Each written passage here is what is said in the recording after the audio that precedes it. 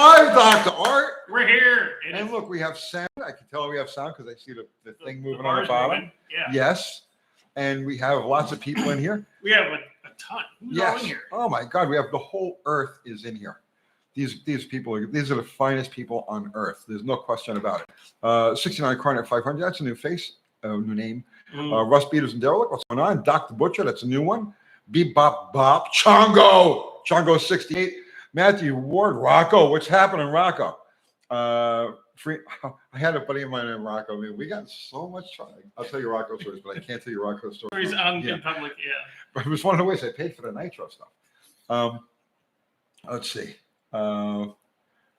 Chris, EFOG, Jeff Hutchins. Yep. KJ Kiley, what's happening, brother? Chris Freemesser. All right. Fubar the axe is here. We can all rest easy. He has it handled.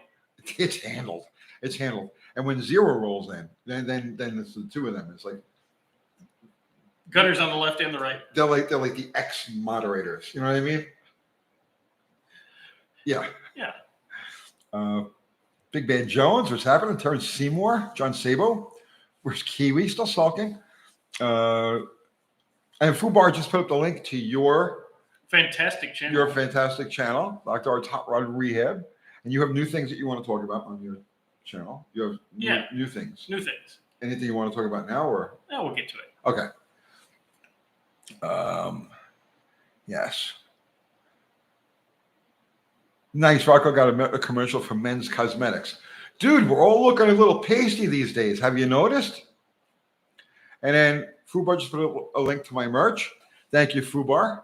We have, the shirts on there. See, everything's backwards. I go to, right? Let me see a second. I'm going to do that so I can read it. Oh yeah, sorry, man. No problem. I'm bogarting the chat. Yeah, bogarting the chat. Let's see. Thank you, Fubar, for putting up the link to the merch, which I don't really ever get to see any of that. That's all Kathy. That's her secret. That's her dark hole money. Exactly. That's you know how the Pentagon loses trillions here and trillions there. Yeah, that's the merch money. Same thing. Yeah. Mm-hmm. She's the one that's going to buy the sheep farm. Yep. One day she'll just say, "Hey, we're moving." I'm good with that. The less I have to think, the happier I am. Eric's Garage, how much can you hone out a cylinder and still run standard piston safely? And the answer to that is 10 over. Yes. Yes. So that's a now I can't vouch for modern engines, how modern engines are laid out, but in the old days when they would design like ring packages, specifications, okay. For an engine, it was always a standard ring you could still use, or a standard piston, I should say, on a 10 over bore, and they would sell 10 over rings for it. And that was a normal thing. So if you brought your engine in for a refresh, they bore it 10 over and reuse your pistons. So that's the rule of thumb that I've always gone by, and I've never had a problem. Yeah, that's kind of what we would, garage hone. You hone to the ridge ring and the ridge and call it good and put it back together and fire it up, and it's fine.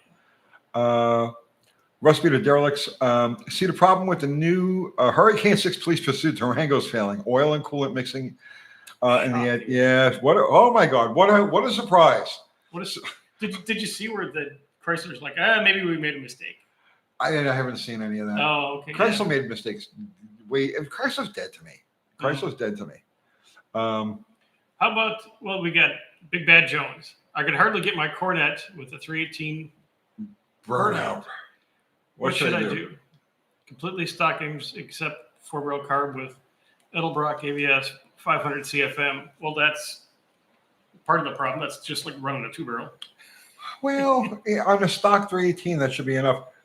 I'm going to bet you that you don't have enough total ignition timing in there, or the curve is so tight that you're not. It can't get past itself. It can't get past itself. But try bumping the timing 2 degrees at a clip until you can get it to. That's usually what it is, man. It's usually a timing thing. Plus, if it's an older engine, you got to put the timing chain stretch in there so the cam's a little retarded. Yeah. And we're assuming his burnout technique is perfect. Assuming your burnout technique is perfect. A 200 shot would get it to really burn out. Yeah. Yes. Paul Capizola, what's happening, brother? How's the weather treating you guys in Tennessee? It's hot. It's hot. It's hot. It's so hot, I'm not going to the track again this week either. Because you know what? I just don't care enough. It's too hot. It's too hot. Well, I've been doing work during the day, and I come home and I just instantly change. I just walk into my pool. Just to cool down, and then I'm like, oh, okay, then I can function again. I don't have a pool. I just get on one of my motorcycles and the wind. You know what I mean? Like that drops it down to a realistic level. But yeah, no, it's hot. It's hot and humid. Rocco saying Rumsfeld is still looking for that 2.3 trillion. Yeah. Let's see. Mark Swaffer, water down in front of the tires. Yeah, that works. Helps. Yeah. Yeah. We'll pump the tires up to like 60 pounds. That'll do it. Let's see. Bleach makes for smokier burnouts. That was such a brief, the bleach burnout thing was such a short period of drag racing. It was like for a year. And it was like 83? No, 1970. Oh, okay. 1970 was the year for the bleach burnouts because they decided that the bleach will soften the rubber some more. Mm-hmm. And they were using bleach and VHT. So they were using glue or they were using the bleach soft tires and sticky track. Yeah. Yeah. But that just stuck. Mm-hmm. Until you get stuck on traffic on a motorcycle, but you avoid the traffic, Anthony,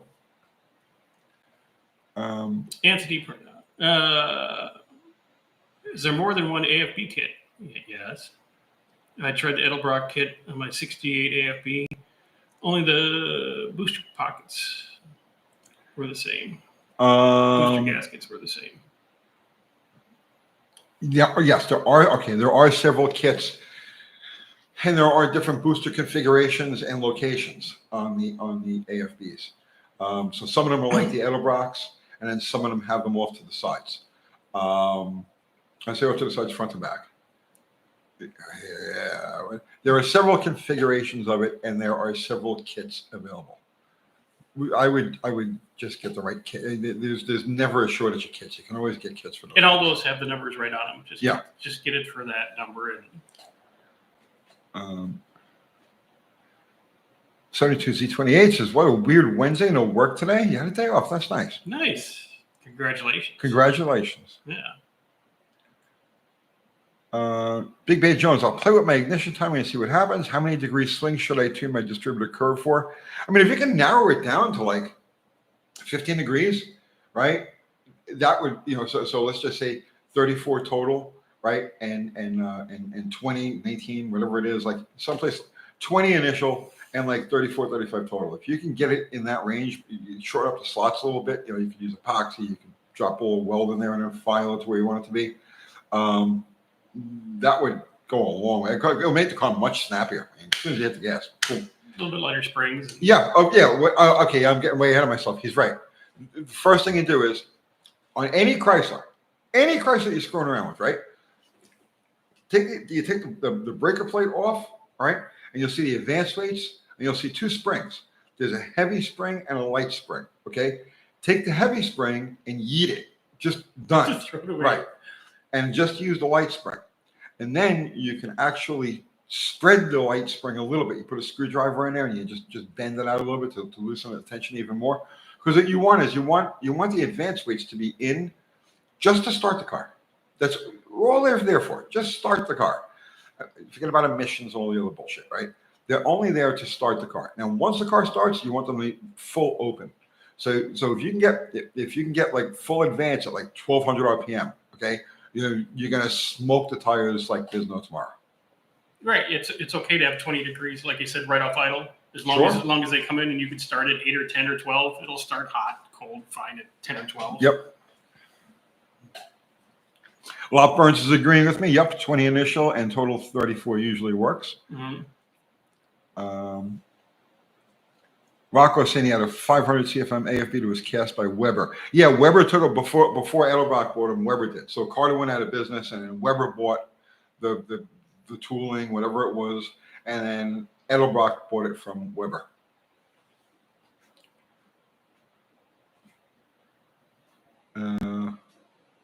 So what do you do today? I'm doing some subcontracting work for a buddy of mine. Oh, okay. So he's paying me very well for 90 days. Hot rod stuff? Car stuff. Car stuff. Okay. Yeah. Guy known with a lot of money known him for a long time. He called and said, I need your help with something for about 90 days. What do you think? And I gave him a dollar amount. He said, come on. That's so mysterious. Like, can you elaborate a little bit more? What? No. No. Okay. No. Now I feel inferior. Why? Well, because you're doing like secret high dollar, science things. It's not what I did science today? things. It's just auto grunt work. It's nothing special. You know what I did today? Did you make a grilled cheese No, I practiced the safety dance. all day Yeah, all day. We can dance if we want to. with the dogs? No, just by myself. Oh, just by yourself in the closet? Yeah. Yeah. So, I mean, this is the way it works. Mm-hmm. Okay, let's see. It's only science if you have to wear goggles. That he's right.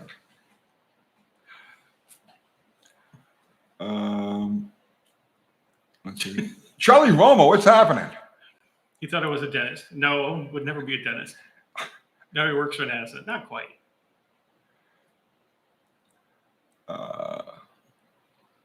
Charlie, I was just telling Dr. Art before we went on about my slingshot dragster fiasco back when we were in my 20s.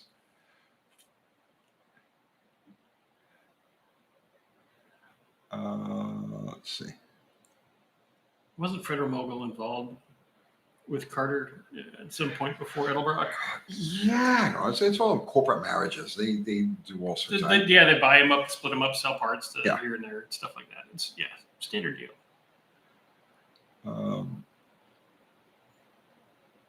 The holes has a technical question for me. Okay. Yes, the holes. Let's hear it, man. Oh God, I'm sweaty. Is it? It's kind of working. It's a little cooler, but it's not. It's humid, right? Yeah. Okay, we're waiting. Okay. Okay, we're going. Kevin Killian, Tony, it's been a while for me. How Project Swing was a 360. Kathy is currently at a dog training thing with it at the moment. It's a daily driver. It just gets used in traffic and beat up. It hasn't been washed in like 2 years. It's covered with mold. Did the Duster go bye-bye at eBay, or is it still? Yes. The bidding ended at $5,300. I thought it was going to go higher, but that's okay. That's okay. You just wanted to get rid of it. I need the space in my backyard and the space in my head more than I need. There's too many the cars money in the or head. the car. Too many cars in the head. Yeah. The holes. What do you think about .5 brake fluid? What do you use these days? I'm still on 3, man. I still use 3. Now, Dr. Art would know more about Now, I know .5 doesn't mix with anything else, right? Is that right? Right. .5 is yeah. .5 is silicone. and it's good if you have a road race or SEC, Yes. like a dedicated car like that, where you're going to get a lot of heat. It does outperform that, but you spring a leak and you got to find .5 somewhere. Your other Rileys, you're pushing it home. Right. So, but it's very specific for specific use for a daily. Okay, driver. no, wait. He's asking about .5.1. Of course, they have to complicate brake fluid even more. Make it 5 point even better. Yes, I have no idea, man. I have no idea. I think 5.1 protects the trees. Just- But what's the what vehicle are you using it in?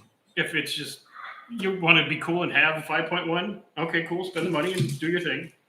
Yeah, if you need it, but if not, it's. I would have to Google it the same way you would, man. I don't know anything about it.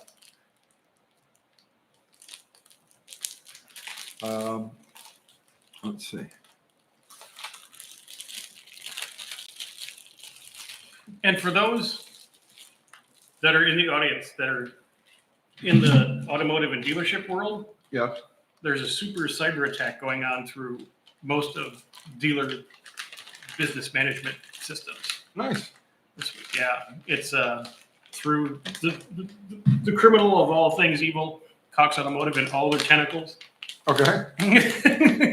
they're getting their CDK's gotten a huge cyber attack so far. It's like 15,000 dealers are affected and claiming.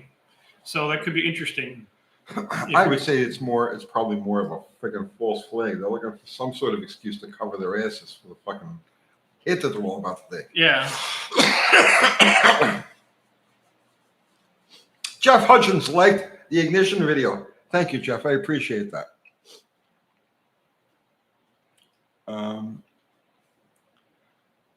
Let's see.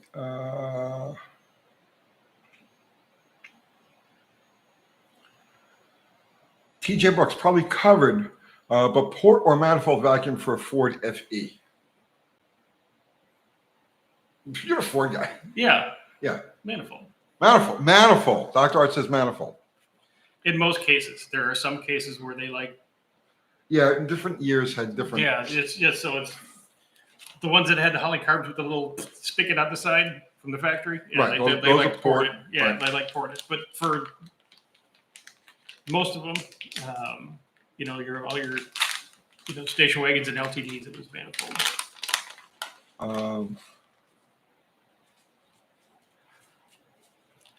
Christopher Horner, Tony, you and Kiwi still keep asking my Kiwi. You and Kiwi still cool. The flip, I got no problem with Kiwi. The flipper fiasco seems to ruffle more than a few feathers. You know what? That's what I do, man. I ruffle feathers, and I just don't care. I wish I cared. I honestly do. I wake up in the morning sometimes, and I say to myself, Tony, is there any way that you could care about ruffling feathers today? Could you try at least? And I agree with myself, and I say, yes, I will. I will avoid ruffling feathers today. I'm gonna be politically correct and good. And then you put shoes on. And then it just happens. So yeah, I wish I cared, but I don't. It's better. I mean, I just wake up angry, want to kill everyone. That's a good way. Because at least you stay consistent through the day. Gets me out of bed and in the shower and out the door and just raging. So, Carnitas, do I need to install a bronze distributor gear in a 318 if I upgrade to a hydraulic flat tapper cam? No. The only reason you would use a bronze gear is if you're using a billet steel camshaft. Roller cam, yeah. Which would be a roller cam, right? Not all roller cams. Like for instance, they have like the factory Chrysler roller cams, and I'm sure other makes too. I'm just off the top of my head. Those are not steel, right? They're regular camshaft material, so they use a regular gear. Just a cast gear, and there's. Yeah. I never like the bronze. I always like if I'm going to put a roller cam, it's a hardened steel gear on it. Yeah. Because the bronzes, they're made to take a little bit. They're eventually going to fail. They're a disposable part. Right, and that's no fun. Yeah, they're good for race cars and very, very limited use street cars. But if it's something you're gonna not want to take back apart again in a year or so.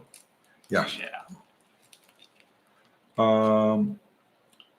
Russ Peter derelicts. I was under the impression .3 is normal, .4 is high heat, .5 is pure synthetic. Yes, .5 is the only one you can't mix with the other ones. The other ones, there's no problem. You can mix them, but the .5 is it's its own animal. Yeah.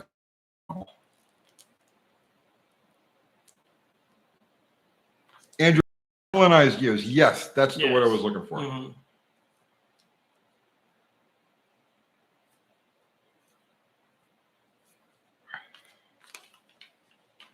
Let's see.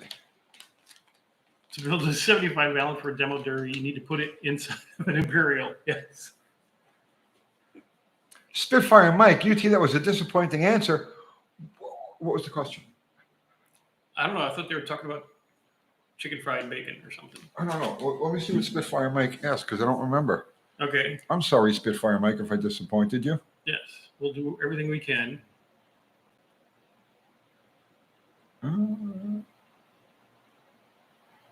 I don't see a question from Spitfire Mike. It might have been somebody else's question. Oh. Okay. Andrew Button says, yes, I mean, it was cantaloupes, watermelons, etc. Yes, melanized. Mm-hmm.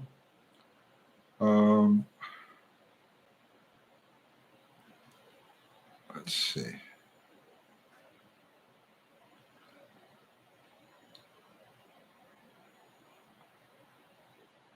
Okay, they're going back and forth talking about the Kiwi and the buyer and all the other nonsense. Mm-hmm.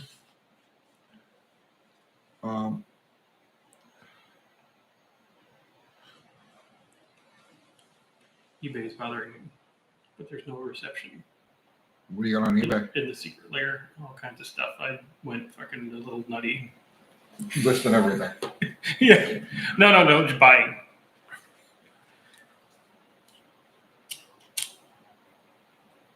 But that's okay. It's only money. You can always get more. You know, you have to, well, if you want new money to come in, you have to get rid of the old money. Exactly. You can never be a millionaire until you get to spend your first million. It's the truth. Get it out of your system. Spend it all. Let's see. Paul Capizzola, what is the question regarding the latest ignition video? I don't know. Well, he'll get there. Mm. We'll just watch for that. Let's see. John, hey guys, after replacing hydraulic valves, is it normal for them to be noisy at first start? Working on a 75 Ford truck, yeah. Until they pump up, yes. Mm-hmm.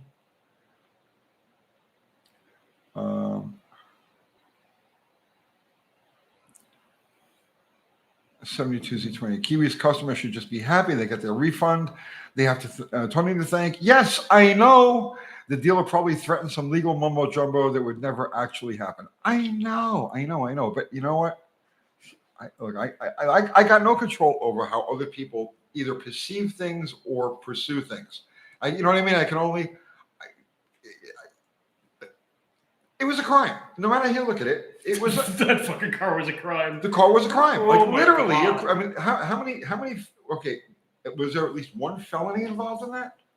There was many felonies and many federal violations of yes the Used Car Act. Yes. So within that transaction, within that situation, there were many felonies, and as far as I'm concerned, I did the right thing.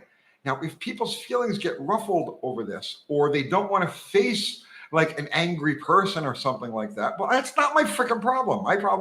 My job is to report things as I see them and to try to inform the people who watch my videos for information. You know what I mean? They're trying to learn.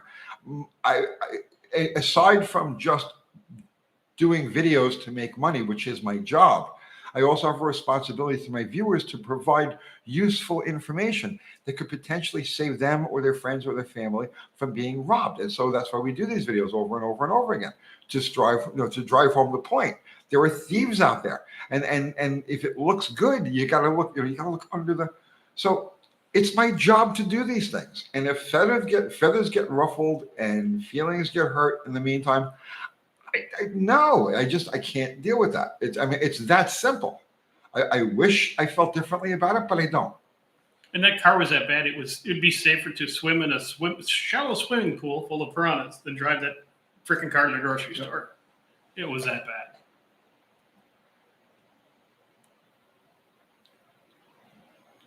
When situations like this pop up, okay, and they pop up pretty often, right? There's a phrase. There's an old phrase, like an ancient phrase, that always runs through my head, okay? And that's it. The warrior dies once, okay? And the coward dies 1,000 times. See? And that's the truth. Be the warrior, bite the bullet, die once if you have to, right? Or take the other way. And every time you turn around, it's another insult. It's another degrading situation. It's another compromise of your integrity. You see what I'm saying? So that's how I view things, and that's how I live my life. Take it or leave it.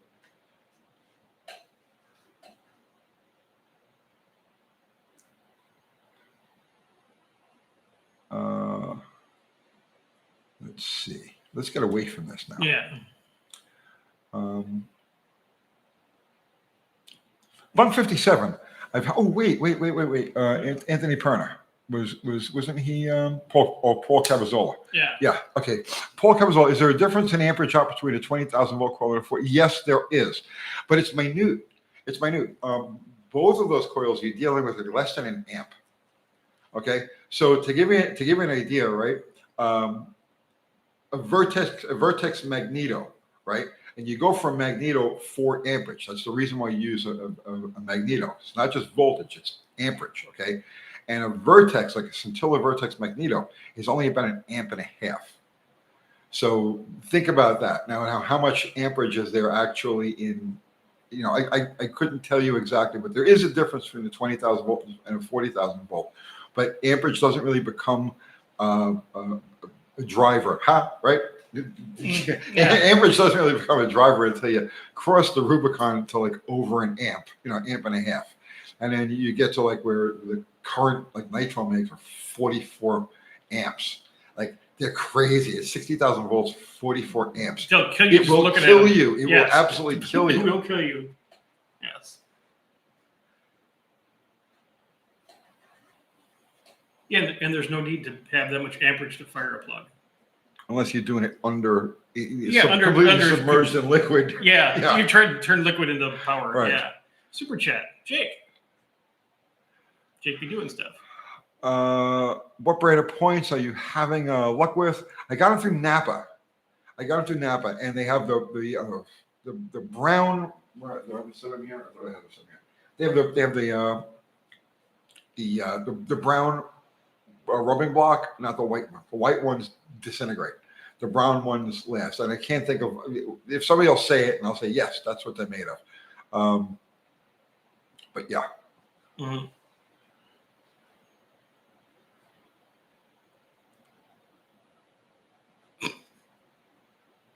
Can you recommend a pre-race meal besides a couple of blondes? I don't eat before I race. I never did, never will. Because it slows you down. Yeah, coffee, and if I'm going to eat anything, it's glazed donuts. Actually, when I raced Andy, I ate half a dozen glazed donuts on the way to the track. Did you? Because I wanted to be on. Oh, okay. You know what I'm saying? I wanted to be on. I knew I had to chop down the tree. If I wasn't going to chop down the tree, right? Yeah, you would. Yeah, you would have. Yeah. Without the donuts, you would have lost $5,000. So yeah. But it was steady. It was steady coffee all through the morning, probably 4 or 5 16-ounces, and then half a dozen glazed donuts right before we got to the track. Like the first Dunkin' Donuts we. Oh, okay. And then when you win and take the money, then you go get the steak again. Yes, and you go eat good. Yeah. And you go eat good. Always race on an empty stomach.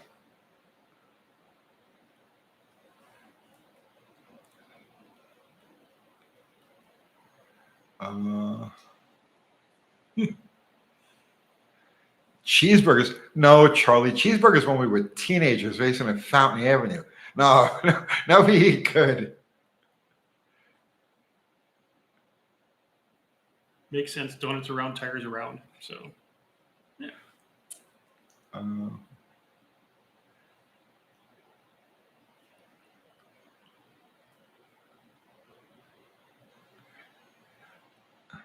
Eklund points. Yes, Chongo.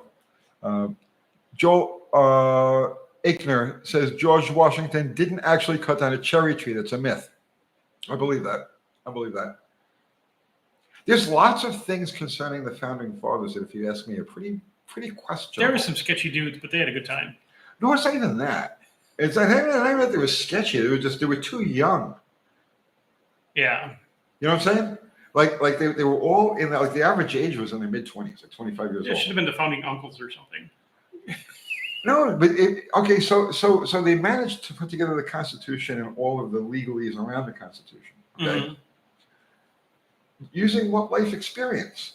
Using what knowledge? They were only kids. Mm-hmm. You see what I'm saying? They put together a series of documents that are so profound and so intertwined, right? That 200 and some years later, they have a court literally that just interprets it.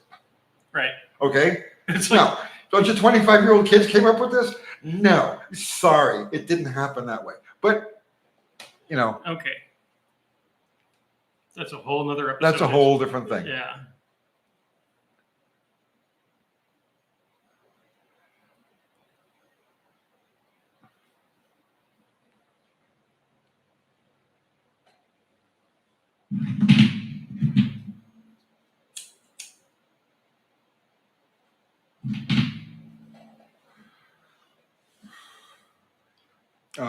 Would I race farm truck for money? I got nothing for farm truck. I got nothing for that car, truck, thing. He's a street racing. Yeah. He looks silly, but he'll take your money. What's that? Farm truck, that guy. Oh, yeah. Yeah. Oh, I got nothing for that. Yeah.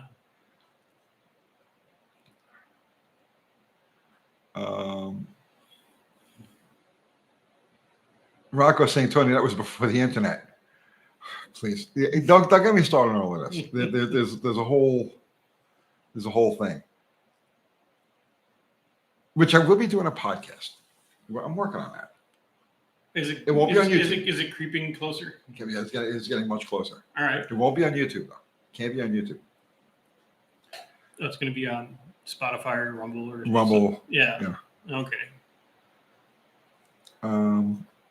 Yeah, you can get away with murder on that. It won't pay anything, but you can have a good time.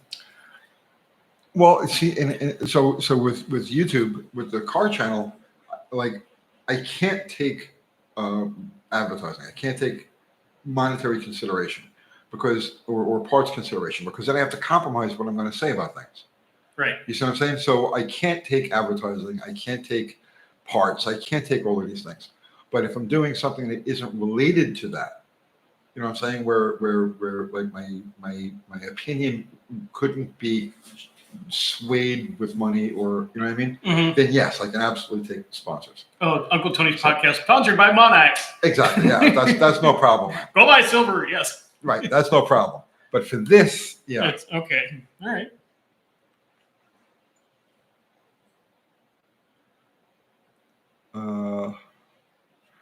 Christopher Horner, Rumble is awful. Yes, but it's a viable option.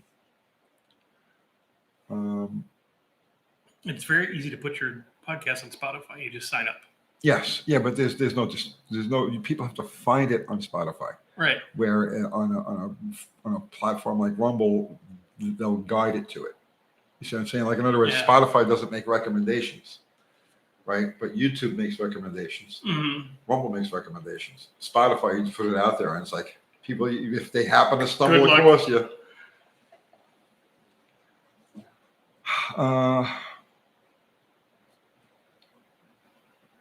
Let's see. Randall Munson, what's going to be the next power plant for slag hammer? I'm going to stick with the 3D3. I have a 452 at the house that I'll probably dump in there eventually, but I want to play with the 3D3 and see what I can get out of it.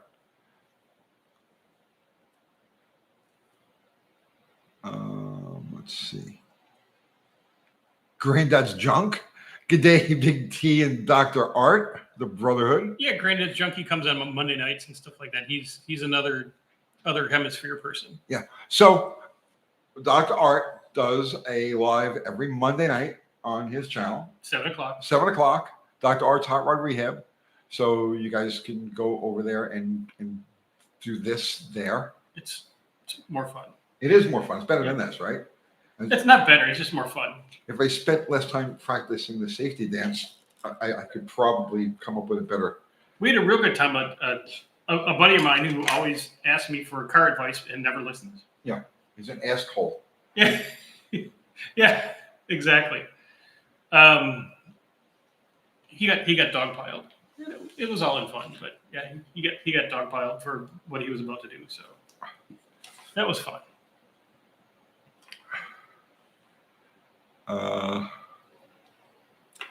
Let's see. Monkey Ranching. Any recommendations for a machine shopper in Knoxville, Tennessee? Not offhand. I have a buddy of mine, Troy Ray. He's out in Knoxville. He's got a Top Fuel car and a wrought iron, but he does wrought iron, and he does some machining there. So you may want to look him up. Troy Ray in Knoxville. Tell him I sent you.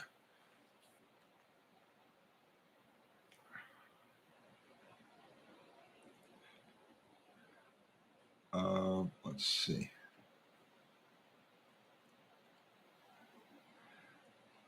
Qmerc, as someone who works on them every day for a job, I've grown fond of the Gen 3 Hemis. What's your thoughts on them?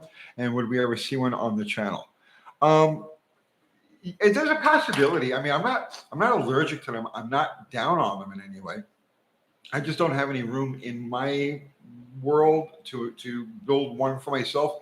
If somebody was to come to me with a Gen 3 Hemi and say, hey, let's do this, let's do that with it, yeah, I'm down with that. I would work on it. I did do a couple of videos on the oiling system and the lifter problems that they were having, and those videos got a lot of views. So you could look those up, Gen 3 oiling, whatever, I don't even remember, right? But just look up Gen 3 videos on this channel. I'm not allergic to it. What are your thoughts on it? No, they're very interesting to me, especially now that they're coming into the availability range. They're not, 6,000. They're you could pick up a 5.7 and everything you need, for $1,500 and drop in. Oh, it's cheaper. Yeah. I mean, from a marketplace for like $600. Yeah. So you do a couple mods to it to make it a little better head gaskets, maybe some oiling for the cam and the piston squirters, and you could put all kinds of beef to them, and they'll breathe and they'll make the power. What I really like about the Gen 3 is the fact that it actually incorporates quench pads. Where that's the thing with like the Gen 1 and Gen 2, especially when the Gen 2 was a problem. In order to get any type of compression, you've got to get the dome way up in the chamber, and then it starts to interfere at higher RPM. With the flow of everything. Yeah, once you get to like the race cam territory, the dome is right between the valves during that period of overlap, and so it creates a situation where you don't get proper scavenging. Because half of it's stuck on this side of the dome. Right. That's why like in pro stock, the Hemis were great until the RPM started to creep over 8,000 RPM. Once they got over 7,500, 8,000 RPM, the Chryslers just could not work because of that dome up there. That tiny moment of scavenging. Right. The tiny moment of scavenging. But that makes all the difference in the world, because that's what gives you the clean signal through the runner. So you can suck Yeah.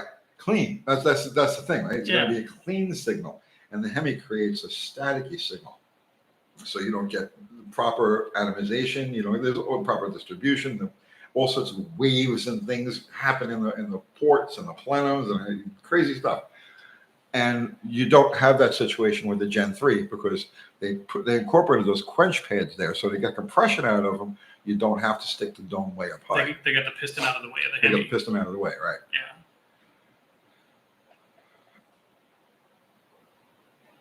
No, and I did some tuning on one, and they're pretty interesting, and they're responsive. And if someone wants to donate a Gen 3 Hemi setup, I got a pickup truck that I'll gladly swap out the 318 for a Gen 3 Hemi. We could talk about that. Yeah, we could talk about that. Yeah.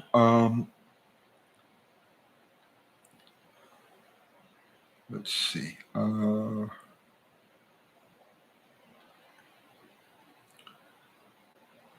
Let's see. Bug 57. Yeah, Bug 57. What are your thoughts on AMC? Seems not many people do videos to talk about them.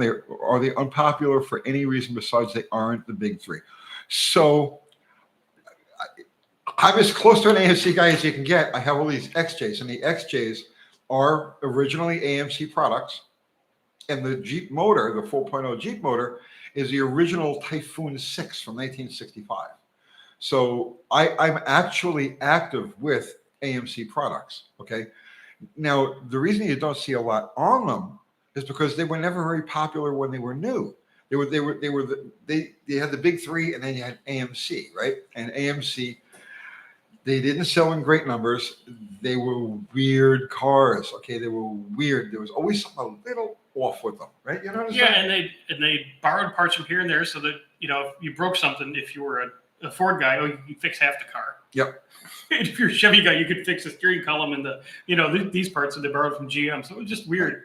But the guys that like the AMCs and the 390s and the 401s, they can make them run, and it's The AMC motors were great. They got great cylinder heads, and they got strong bottom ends.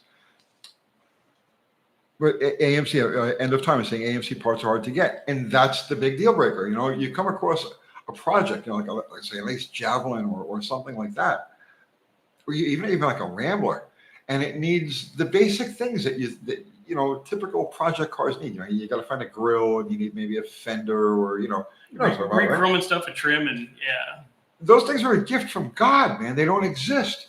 You need a gauge cluster for your 1968 Javelin, right? You need a back glass for an AMX. You need a piece of glass, right? Exactly. Something simple like that. Mm-hmm. And that's enough to keep people away. I know that's enough to keep me away, because I don't want to deal with anything that's unobtainium or hard to come by.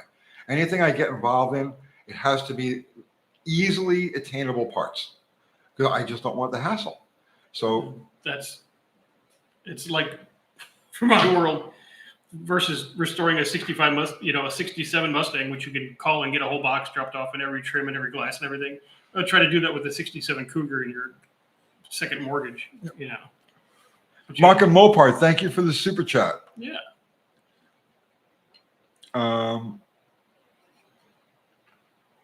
Mark Schwab, don't drag race on an AMC diff. Those keyed axle shafts get up real quick. Chrysler used the same things until 64.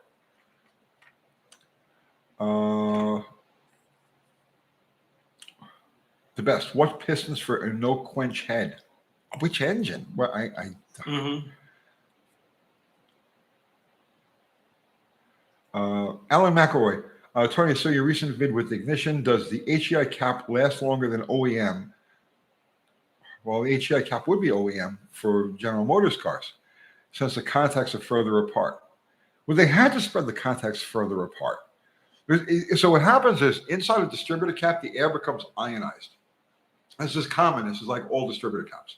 In the old days, you used to actually drill holes. If you look at race engines from like the 60s, the 70s, really the 70s, they would drill holes around the cap to let the ionized air out, or at least give some circulation of air.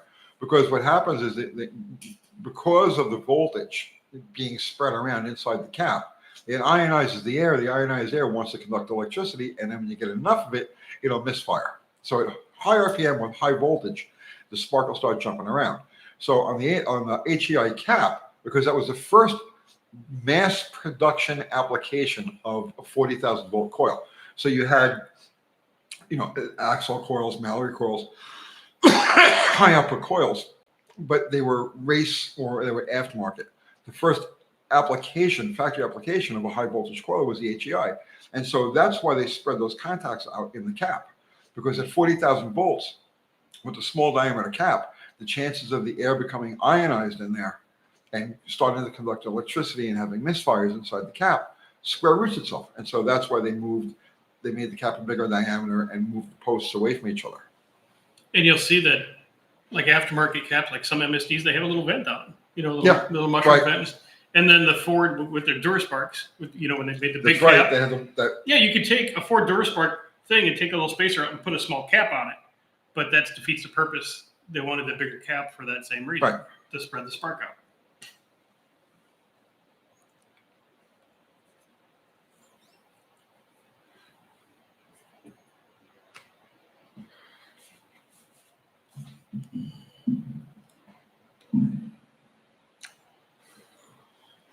Dude, we only have 75 likes. Oh, we're failing miserable. Oh my gosh. We're at this thing for 43 and a half minutes. Well, it's missed me one of these. Let's put the head on backwards and see. Yeah, put it on backwards. No, you got to put the glasses on so we look like, Okay, like this. Hey, there we go. Yeah. Look how much alike we are. You can't even tell us apart. Hey, Jeff, thank you for the super chat. What is the, wait a second.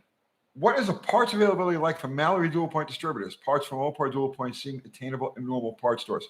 Jeff, I got to be honest with you. I've been like hoarding that stuff for so long that I don't even know. I don't buy it. I think it's all still available. Like I'm sure that you can get new points, condenser, cap, rotor. The on some of them, the cap on a rotor is the same as like the Presto Light distributor. The Chrysler is like the dual point distributor. AMC used it, Jeep used it. So there are some very common parts for those Mallory distributors that are regular production for older cars. But I've been hoarding the stuff for so long that when I need a set of points, I've got like piles. I've got distributors. I've got individual bits and pieces. So I really couldn't tell you exactly what the availability is.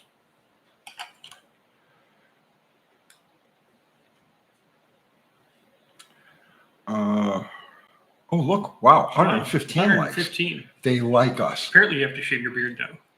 No, you have to grow yours, bro. I have a small beard. You have a tiny beard.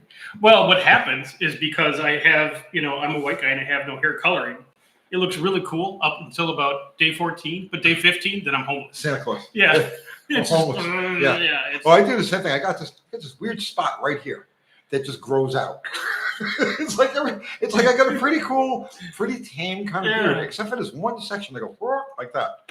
No, it looks all good, and then it just starts to like some kind of plant. So this is all I get away with. Yeah.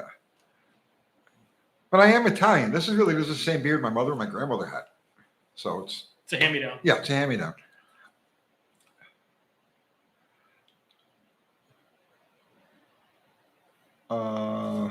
Get Bunk 57 again. He's got some good questions tonight. Who is it? Oh, Bunk 57? Yeah.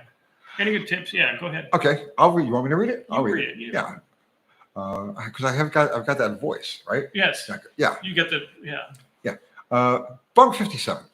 Do you have any tips from the old days to unseize a motor? I actually did a whole video on unseizing a motor. I have a 69 442 that I can't get to turn. Cylinders have soaked in deep creep marble for a few days and no luck. Should I just pull the heads? So do you want to? Well, I mean, at some point you have to. So, okay. All right. If the motor's stuck, it's not just the rings stuck to the cylinder wall. It's going to be the rings stuck to the ring lands as well. So you're going to free the motor up. And there's a possibility that some of the rings will unstick themselves from the pistons as the engine starts to run. But there's a likelihood that some of them will still stick. So you're going to end up with a weak engine. No matter how you look at it, this is just from experience, man, because I've been doing this. I've been unsticking engines, like the daily driver type of stuff, right? Since I was a kid, since I was a teenager. And when you've got one that's locked up like that, you'll almost always have a weak cylinder or two. There'll always be some blow-by. You'll have one cylinder. It's not going to, it's about 60 pounds of compression, right? Yeah. But now, if you just want to free the thing up so you can conveniently disassemble it or roll the dice and give that a shot. What I've done, it takes patience. And I've done videos on this. What I've done, okay, you're already soaking it and stuff, and that's fine, right? Some white vinegar would be a good addition to that. Whatever you do, don't use a vapor rust. I just saw a thing about where a guy used a vapor rust to try to free up his engine. No more pistons. No, forget about that. No. Oh, it ate the cylinders. When it dries, it creates this like rubbery. It's like you can't get it off. It's like oh god, I can explain it to you. Like picture. So like there's like that. Okay. So if that was a vapor rust, I'm pointing at little like splotches of coffee in the thing. It would harden to like a rubber consistency. Like little vulcanized. It's yours. Yeah, right. Exactly. Yeah. No, don't ever use a vapor rust to free up the inside of an engine. But what I do, okay, is rotate the motor, put a breaker bar on it, okay, and go backwards. Use some effort, but don't go crazy, all right? Force isn't the thing to use here, right, to free up an engine. You gotta turn it backwards and you turn it forwards, backwards, forwards, backwards, forwards, backwards, forwards, backwards, forwards. You gotta do that about 100 times, okay? Pushing a little effort, not gorillaing it, because if you gorilla it, you got a chance of breaking rings, right? But just keep working it back and forth, back and forth, back and forth. And you'll see eventually you're gonna have just a tiny bit of movement on the crankshaft, okay? And when you get that, that's what you just gotta keep exploiting that back and forth, back and forth. Sometimes, I mean, you can spend a whole day freeing an engine like this, but they will free up. It's back and forth, back and forth, back and forth. And eventually you go quarter turn, it'll lock up. You come back a quarter turn, it'll lock up. You just got to keep going back and forth, back and forth, back and forth. And eventually you'll be able to rotate the motor. Keep asking the motor to turn over. Don't tell it to turn over. Yes. Ask it to turn over. If you force it, you conform to my will. No, you're never going to beat a piece of metal. Right, you're not going to beat it. No. I hope that answered that question. Rock and Mopar, can you use Keith Black method for degreeing a hydraulic roller cam on a 440? I'm getting 10 thousandths difference between 1 and 6 cylinders. Okay, you have either a bad, yes. Okay, so the Keith Black method works on every engine, every circumstance. The ballpark of 6 thousandths of an inch equaling 2 degrees is a ballpark. On some configurations, it's going to be 5 thousandths. On some, it's going to be 7 thousandths. Okay, but on average, 6 thousandths for every 2 degrees. Okay. Now that checking it between number 1 and number 6 on a V8 is absolutely dead accurate every freaking time. Okay, so if you're seeing a 10 thousandths difference in lifter height between number 1 and then you rotate the motor 360 degrees and you go to number 6, then the cam is either ground wrong or it's bent. And so with super high horsepower combinations with like heavy valve spring loads and shit like that, you will find bent camshafts. Not typical on a normally aspirated, even like even a high output street engine, like 1,000, 1,500 horsepower engine, you're not going to bend a cam. It just ain't going to happen, right? You got to go way past that. So odds are that cam is probably just ground wrong, and that happens more often than you think. That's why I recommend always checking number 1 against number 6. Because people ground the cam, they're like 10. They'll never know. Put it in the box. They don't even check it, man. They don't even check it. Yeah. They don't check this shit. There's no quality control.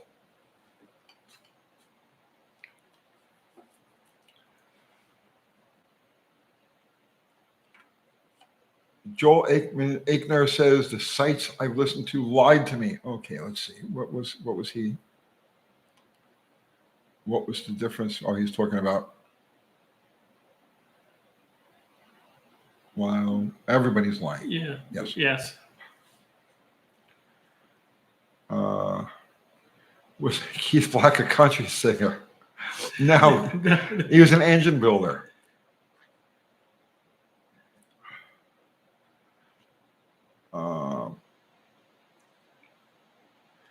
Maybe you can answer this. Alan Schilderoth, do you have any experience with water injection? I do not. Only in aircraft. Well, okay, there you go. Because aircraft will use water injection, especially on heavy transports for, the first 0 to, 2,000 feet and stuff like that, because the water takes space in the combustion chamber, and just like anything else, it raises your compression pressure, which makes more wind out the back. Okay. But water injection is very common in aviation with, jet engines. So far as on the street, I have, people have had it and they, meth injection and water injection, all that kind of stuff. I've never myself really played with it. I thought it was just a mess.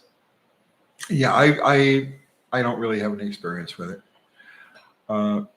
Keith Black is still building motors on the other side, maybe.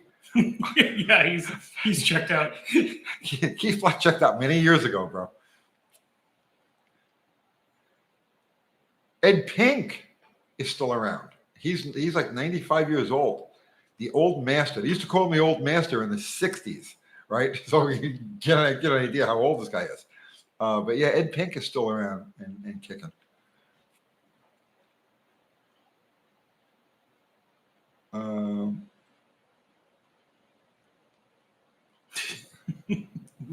Okay. Which one?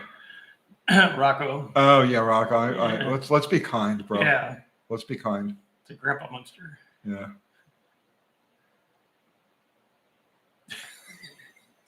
I could just watch the video. Yeah. Well, check to see how old the video was. Yeah.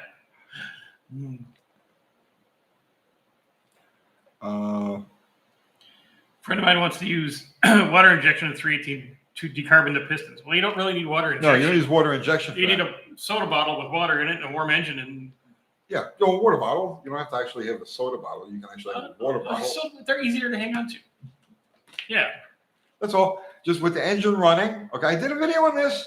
Dude, I've done a video on everything at this point, right? It's crazy. Right. It's crazy. I start to piss myself off because I'm still kind of know-it-all, right? Right. I've done videos on decarbonizing engines, like old school tricks, and we use transmission fluid to free up the rings. not the rings. Well, free up rings too, but the valves. Sometimes the valves get gummed up and sticky, and you pour transmission fluid down the engine, rev it up, and that'll lubricate the upper cylinders. Just take a water bottle, get the engine hot. Engine's got to be like fully warmed up, okay?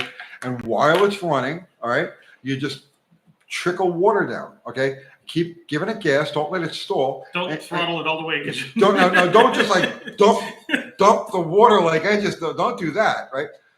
Pour it, pour it steadily, okay? Over your thumb, yeah. If you're going too far, the motor will want to stall, and you'll feel it want to stall. You have no chance of hydraulicing it once it's running and the revs are up with the water, pouring the water like I'm telling you. But yeah, just steady stream of water, and it'll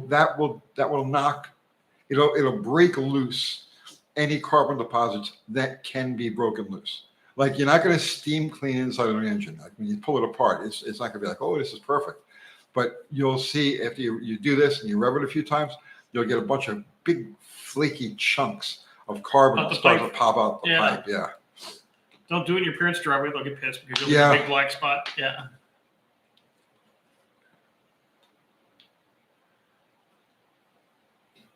Okay. More tech talk.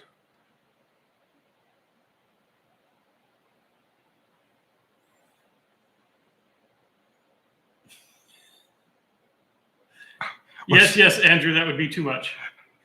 Let's just not. Lap pipe saves lives. Yeah. Will Kiwi join the Cabral? That's Brian Cabral. This guy's been trolling me since. Dude, no exaggeration, right? Have you ever heard of him? Yeah, I know him. Yeah. I have a Corvette and 5 girlfriends. He makes more videos about me than I make videos. Yeah. It's crazy. So lap pipes save. Will Kiwi join the Cabral clan? Big time nitro guy, coffee shop, hookah bar, partying and flipping junk cars and motorcycles. Ran out of New York for issues coming out of every direction.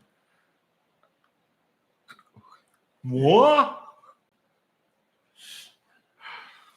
Let's see, Dickie Farley.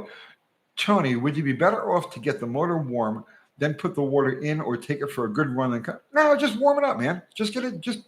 Drive around the block a couple times. Yeah. You could. You could drive it around the block a few times if that makes you feel good about it. Mark Shaw, how would you prep B block for 8,000 plus RPM? I hope you're talking about a Chevy, man, because building a high winding 3D3. My initial goal was to get the most out of small inches and wedge heads naturally aspirated. I don't know what heads. I mean, if you're gonna like B1 heads, or you need a really exotic head to make any power up there. Or like an aftermarket, like a full on indie head or something like that, or right. Something that's gonna have 450, Yeah, and even then, you're still talking about an inline wedge, man, and they're just not. Yeah. I mean, I know people do it with small block Chevys all the time, but there's just so many better ways to make power, Then screaming it to 8,000. RPM is expensive, and RPM is expensive because of things like valve springs, right? Which nobody ever takes into consideration, because not only are valve springs capable of holding that RPM, very expensive, but they die quickly.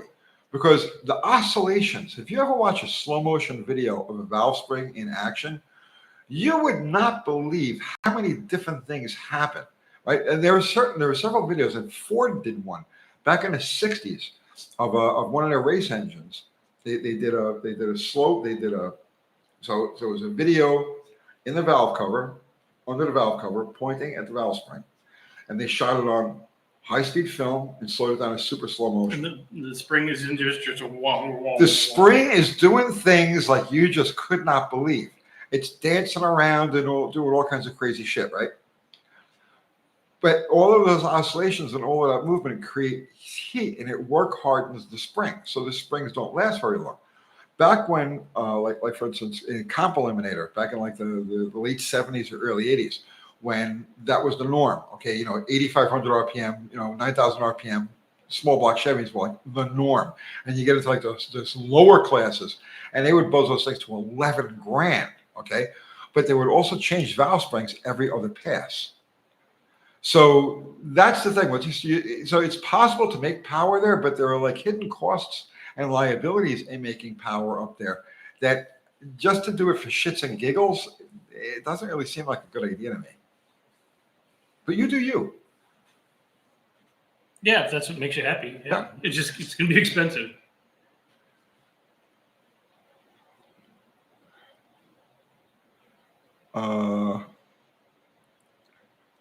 Stories says I made a lot of good points in the last video. I thought it was fair to everything. Paul Shea, Dr. Art, my wife and I appreciate your dog videos. Very nice. And I appreciate your dog videos as well. And the dogs do too, because they get homes. Yes. And I already said, if you get the dog adopted, right, through your videos, I will pay the adoption fees. It's free for the rest of this month. But that's Rutherford County. Yeah. Yeah. No, but you can be, as long as you get it from them, and I called back to verify this, you can come down from Pennsylvania and walk into Paws and they'll be like, free dog, free cat. Not, who cares? I mean, cats, but free dog. Well, Corey Melvin, $2. Thank you for the super chat. 100 LL, avgas and a muscle car. No, waste of time. Don't bother. There is no power to be made in the gasoline itself. Believe it or not, you'll probably make on a lower compression engine, let's say an 8-to-1 compression motor. I know this is going to sound backwards and it's going to sound counterintuitive, but you'll probably make more power on 87 than you will on 91, 92, 93. And that's because the lower the octane is resistance to detonation. The higher the octane, the more resistant it is to detonation. When you've got a lower compression engine, a more active flame front, which on a higher compression engine would lead to detonation, actually enhances performance. So a muscle car, you're talking about like a 10-to-1 motor. A 10-to-1 motor is happiest on like 91 octane gas. Because once you get into higher compression, then you need that premium fuel. You need the resistance to detonation. So no, avgas and people. There's that whole thing. Right after I built my thing, I went to the airport. I bought avgas and I brought it to the parking lot. I jumped over a Coke can. Right, you know the one, right? Yeah. That doesn't happen. No, the gas doesn't. If you're boosted with lots of timing or something. Right. So he said muscle car. So muscle car, just somebody says muscle car, that straight tells carburetor. Me, right, under 10-to-1 compression and yeah. You don't need crazy stuff. Don't believe that, Let's see.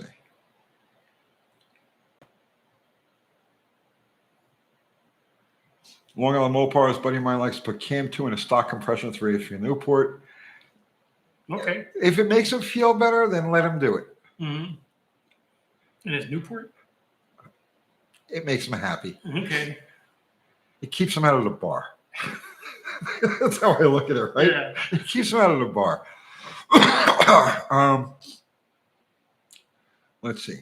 Rust Beaters Derelicts. Valve springs at high RPM look like a hula dancer after a couple of jugs of wine. That's the best description I've heard of them, yes. Mm-hmm. Okay, Mark Shaw will be running trick flow heads, Harlan Sharp rockers, and a 690 lift mechanical roller. Yeah, dude. Sure. Yeah.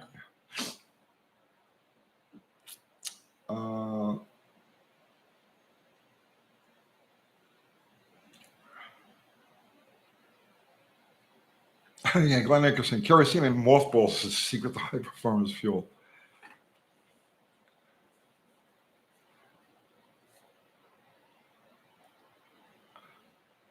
Okay, Brent Nixon, revisiting the question.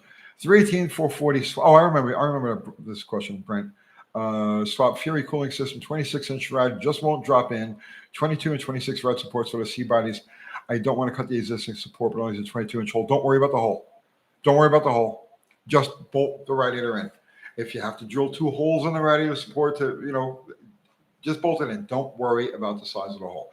I know it's not optimum, but the extra volume of antifreeze or coolant that you're going to have in that wider radiator will make a difference. So yeah, don't stress it that the opening isn't all the way. You'll be fine. It's more volume, and then you go back to, again, the moment. It's a longer moment for that coolant to Yes. be in a cooling situation. Yes.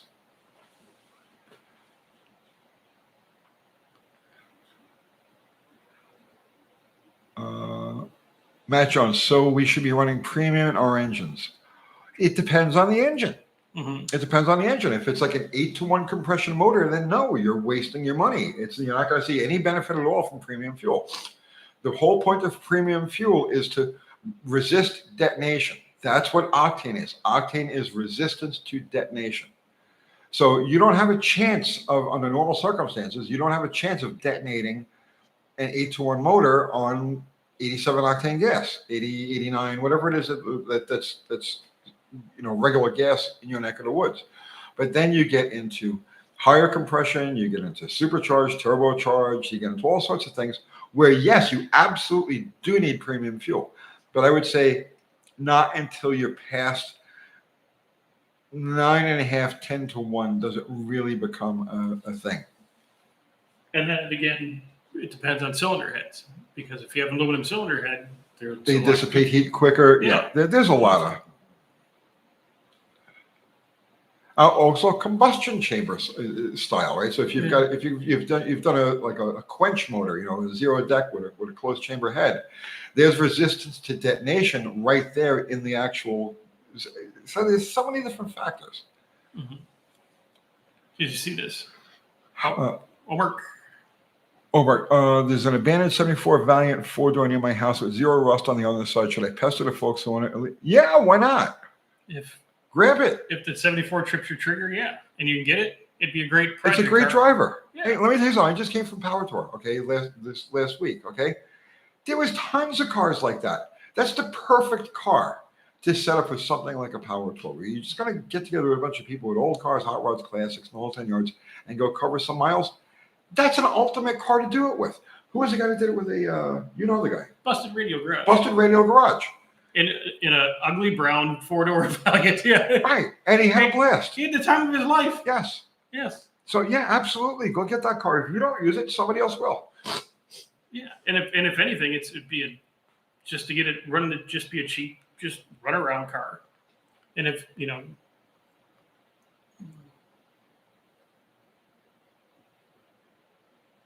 especially if there's no rust. Let's see.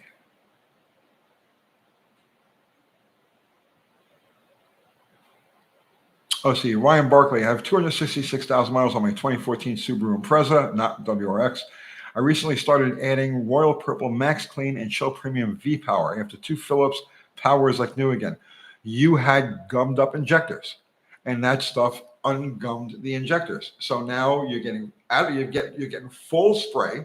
Whatever the pulse width is allowing, right, is what you're getting through the nozzle, and you're probably getting a proper what's that word I'm looking for? Spray pattern. Spray pattern, proper spray pattern. So yeah, absolutely. Yeah, the Royal Pulp, it's an injector cleaner. You need that just like anything else.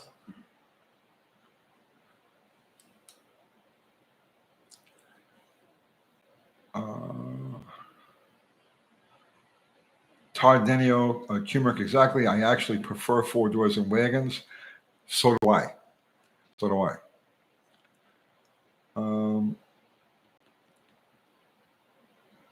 Let's see, Mark Shaw. Speaking on your video on ignition systems, I have a new old stock XL BEI distributor and box in my parts collection. Are they still viable today? Curious if you have any. I do not. Is it viable? Does it work? And will it make a spark? Because if it does, it's viable. Mm-hmm.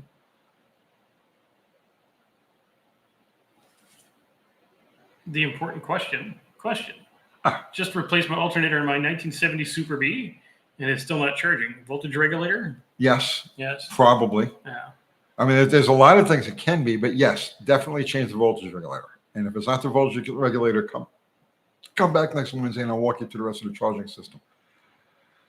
Bill Mikaiska, thank you, sir. If you wanted to build a fun semi-race engine, what would be the better starting platform performance? Buick, Olds, Pontiac, or AMC? Dude, Buick, Olds, and Pontiac. And it's not that they're better than the AMC as engines. It's how much money you want to spend, for a fun semi-race engine, and then race at all, and you're going to break parts. Stuff just goes bad. Rocker arms break, push rods bend. I mean, just normal stuff, right? You, as good as an AMC engine is, they just don't grow on trees, and you got to fight with the Jeep people for anything that's out there. They literally build shrines to the 360 motors. You know what I'm saying? The Jeep guys. Yeah. 304s, they hoard them. The 360s are unobtainable. People, they're all about the 360 AMC motor, and the 4 months, 390s. Definitely Buick, Olds, Pontiac. I would, and in that case, I would definitely go with the Pontiac. 100%. Yeah. That's what I was just going to say. Yeah, find yourself a big inch Pontiac and make the heads work, and the thing will pull trees down. Yep. The Oldsmobile or the Buick is second choice, and mostly because the Buick's a little bit more obscure than the Pontiac. They're about, I would say, flip a coin as far as like their potency goes, right? And the Oldsmobile, you get the problem with Oldsmobiles is always bottom end oiling, because they have their main bearings are they have like a 5-inch main bearing, right? Each bearing holds like a quart of oil. It's off of a cruise ship. It's off a cruise, yeah, exactly. And then once you start spinning that bearing, that's got so much speed. Yeah.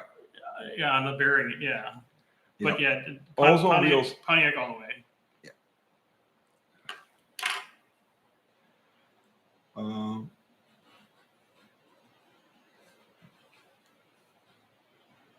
Yeah. Thumper, who's that Pontiac guy?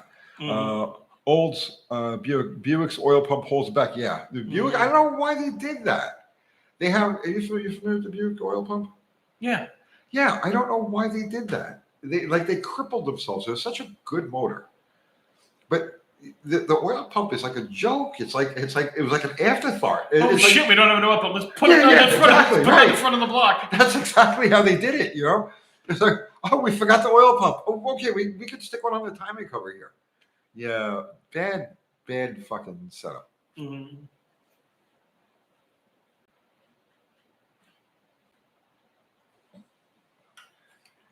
East Pago Squeegee. Thank you, sir. Loved your ignition video. How tight should you tighten the spindle nut on classic Mopars? I hear finger tight, I hear quarter turn, and other things. So I always use a channel lock on it. Why? I don't know. I just automatically grab a channel lock. Tighten it by hand. Grab it with the channel lock, okay? And then go to just past cute, okay? Just past cute, right? So you're turning it like easy, like just the weight of your hand on the wrench, and you go there, and where it stops, you go. That's like kind of cute, and you go just past cute, and then you back it off to just less than cute, okay? And you see what I'm saying? Is that a good description? It's basically the same way. I just same thing, channel locks, and I'll spin the tire, and then it's slowed down. Okay, back her up. I like a lot of preload. Oh no, I go for minimum preload. I go just to where it's cute. Yeah, okay, it's tight. I go just enough to where I know that the grease is kind of not interfering, like the thickness of the grease isn't being accounted for. If that makes sense. Does that make any sense? So you just pack the bearing, right? So the bearing has got all kinds of grease on it now. And when you go to put it together, you go to tighten the spindle nut. Some of the resistance that you're going to feel when you're tightening it down is the grease all the way around. And I go just tight enough that I know that the grease isn't a factor. Squeeze the grease out of the way. Then back it off just a hair. And you'll know that you got it right, okay? Or here's another way to do it. Okay? Drum or disc, it doesn't make any difference, okay? Tighten it, okay? And so put one hand on the rotor or the drum, okay? Move it back and forth because you'll feel it movement, right?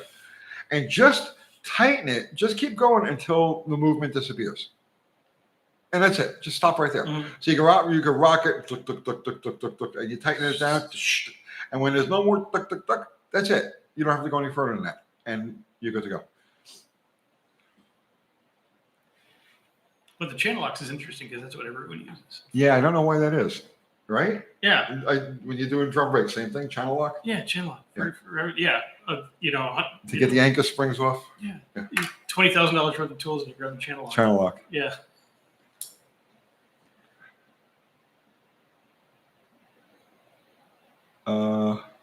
Let's see. Alan McElroy. When securing the distributor, is the hold-down bolt snug or crank hard tight?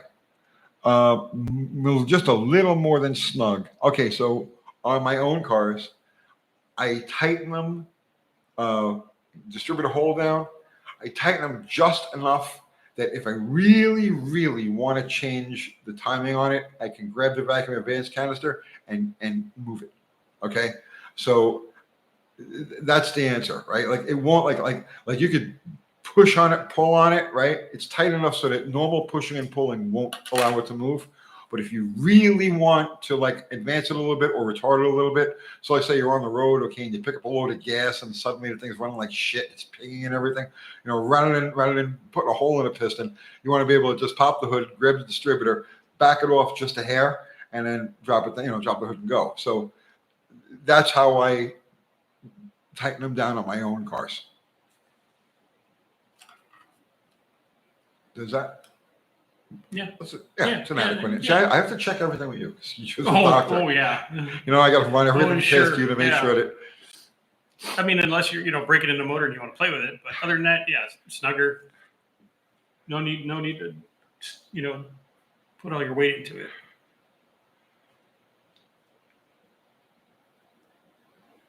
Let's see. Rocco says he usually cranks his down. Everybody's a little bit different. Mm-hmm.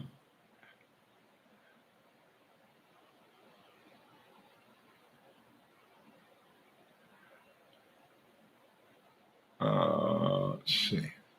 Any update on the posi? No, haven't touched it.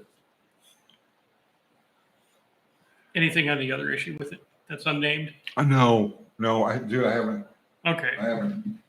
I've been honestly last week. I've just been playing hooky from everything. Oh, I'm burnt out. I'm way burnt out. Okay, it's like I'm just riding a motorcycle. You know what I mean? You fuel on the brain. Yeah. All right.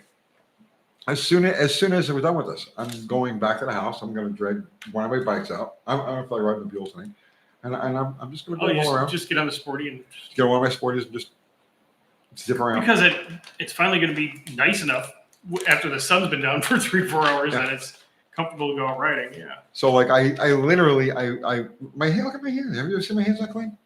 Well, they're a little dirty now because I was wrestling with that bike this morning. But yeah, it's looked like you did dishes. For me, I'm pretty clean. You just did the dishes for Kathy or something. Yeah.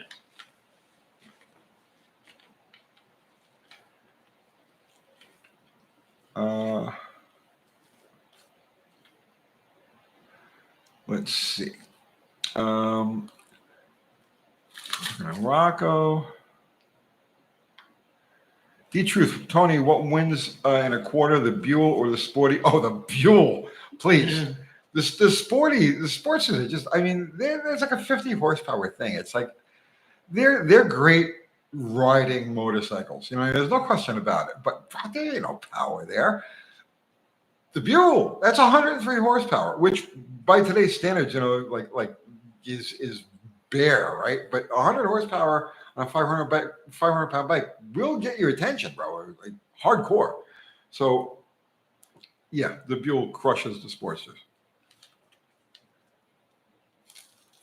So why don't you just put the Buell parts on one of your Sportsters and make that thing go fast? Because I don't want the damn thing to go fast. I get on it and I just roll around the area and I just watch the scenery go, and I really have no interest in burning rubber with it.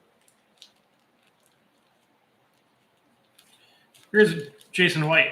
Just built a 65 Impala SS 350 crate motor with a 353 horse. Power Glide transmission. It's been completed and rebuilt by a local shop. Summit Racing told me order a 2800 stall converter.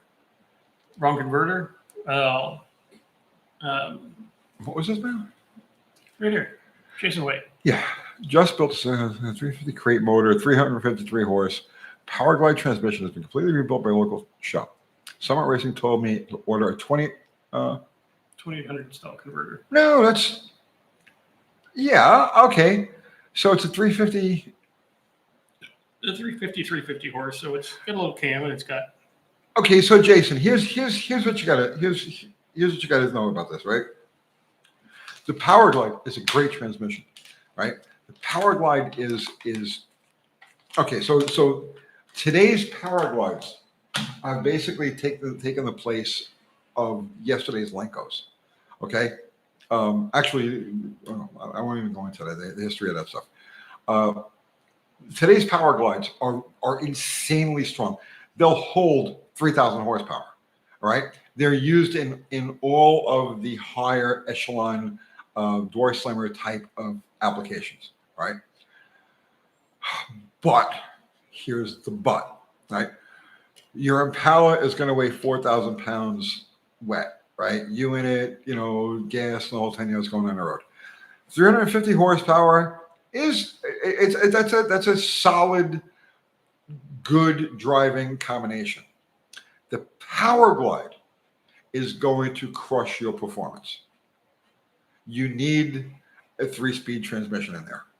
You need the extra gear. The 2800 RPM converter is probably good. It's definitely better than a tighter converter.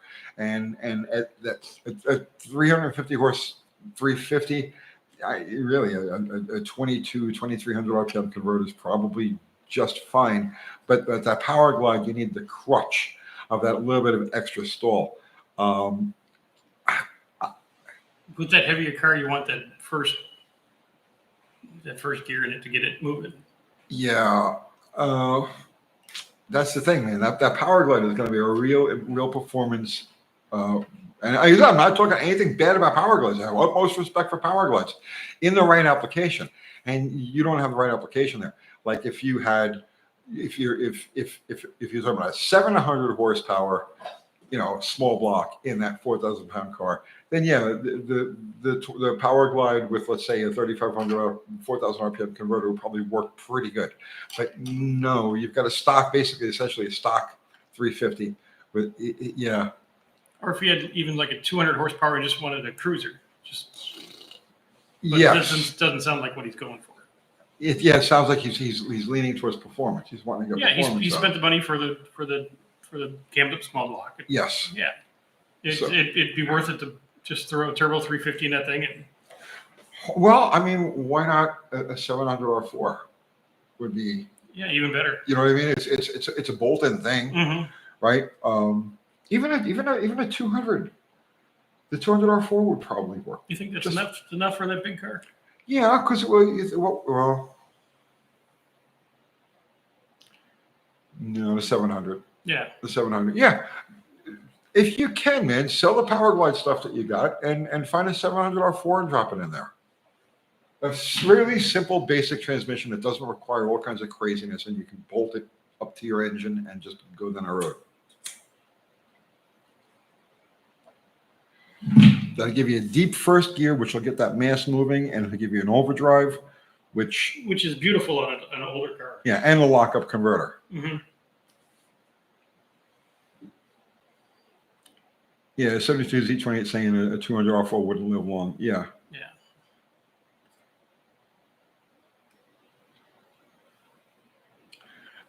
Shadow Ops Animan is saying for that car, a turbo 350 is a better choice than the Power Glide. The 400 takes too much power to turn. It's totally not necessary. It's overkill for that. It's way overkill.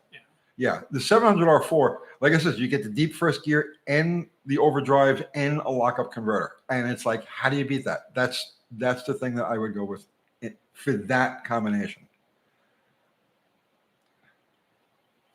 And there's a layup for Judge Fett 426 or Chrysler 383 is worth a rebuild, or should I go 440? You got a 383? Build it. Yeah, build it, man. You won't regret it. You can take all that money that you would spend sourcing a decent 440 and then the parts to build a 440. You need to have a nice 383 that you'd be very, very happy with. Or, you know what? The best of both worlds. Crossbreed them, okay? Take a 440 crank and drop it in that 383 block. You end up with a low deck 426 wedge. You use the short rod. It's a torque beast, and it'll run down the road like a kitten.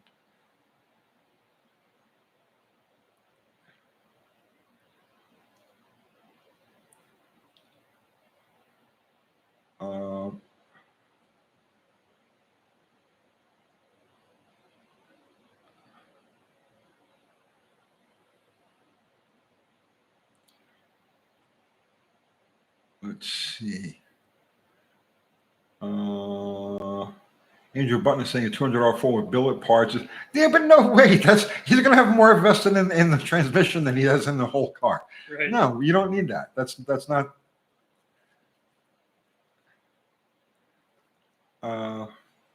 Ray, is it true that Dana 60 has a better ring and pinion angle than an 8 3/4? You talking about the pitch? I'm not sure exactly what you mean.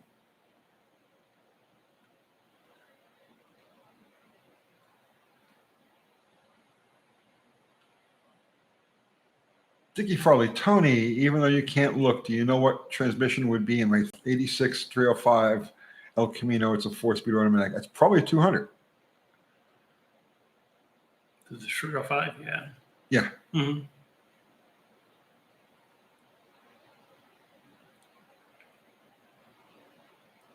Shovelhead forever. Tony, listen to the ignition video while I was working on an Evo. I'm planning on running points in. Any thoughts on videos discussing the effect of point gap and plug gap?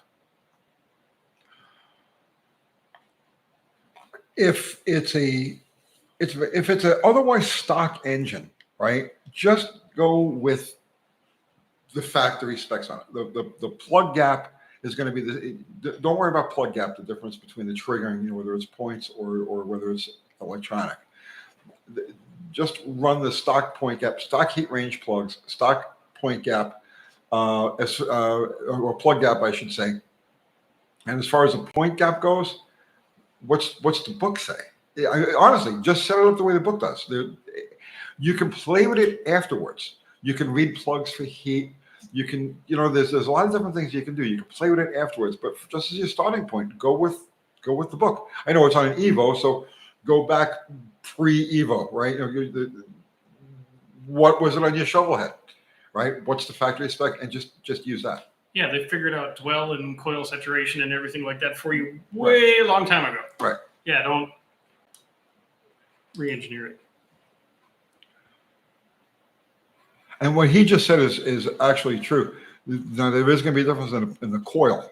So your coil has got to be for a points ignition, not for the electronic ignition.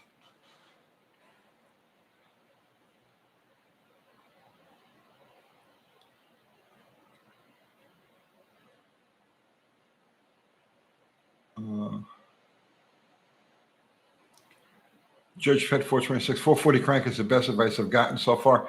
Yeah, bro. It's a natural. You just any machine shop, just turn down the mains. You're going to have to buy pistons. Clearly, you're going to have to buy pistons for it. So that's an expense you may not want to encounter. But really, they're not that expensive.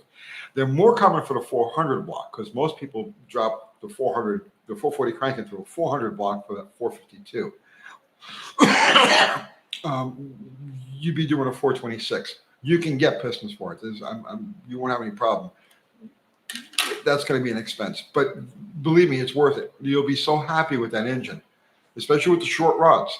It's very torquey, very snappy. Yeah, you'll hurt a lot of people's feelings when I always say it's just a low deck single 4-barrel. Yep. Yeah.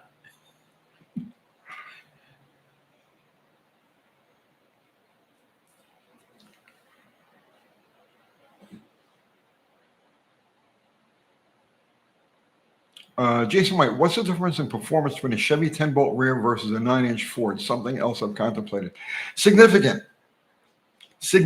You will notice the difference. So if you're currently running around with a 10-bolt Chevy and you change nothing except drop a 9-inch Ford in there, right? So same gear ratio. That doesn't matter. You're going to say, what happened? What happened? Right? My car won't move anymore, right? The 9-inch sucks a lot of power. The 10-bolt has the pinion just about the middle of the ring gear, right? So it's like there's no power. There's next to no parasitic loss through the helical, meshing of the but also keeps it out of the soup at the bottom. Yeah. Yeah. The 9-inch drops it all the way to the bottom, and you've got this enormous engagement, but it sucks huge amounts of power. That's where they get their durability from. Right. That's right. That's where the strength comes from. Well, you blow up. Which one are you going to blow up first? Well, you know that. Right. But if you don't need the 9-inch. Yeah. If you're just driving, if it's not a drag car, okay, you know what I mean? If you're not putting slicks on that thing and you're going to be 60-foot champion of North America, right? If you're not going in that direction, don't even consider a 9-inch Ford. Just cruise and drive and do your little burnouts with the 10-bolt. You'll be happy. Yeah, get the $75 mini spool kit for the 10-bolt, and you can do you have a posi for cheap, and as long as you're not banging gears and neutral dropping the thing, it'll last forever. Yeah. Bill Mikaiska sent another super chat. Thanks, Bill. Just 2 thumbs up. That's nice. That's nice for both of us. I guess I owe you $1. Okay.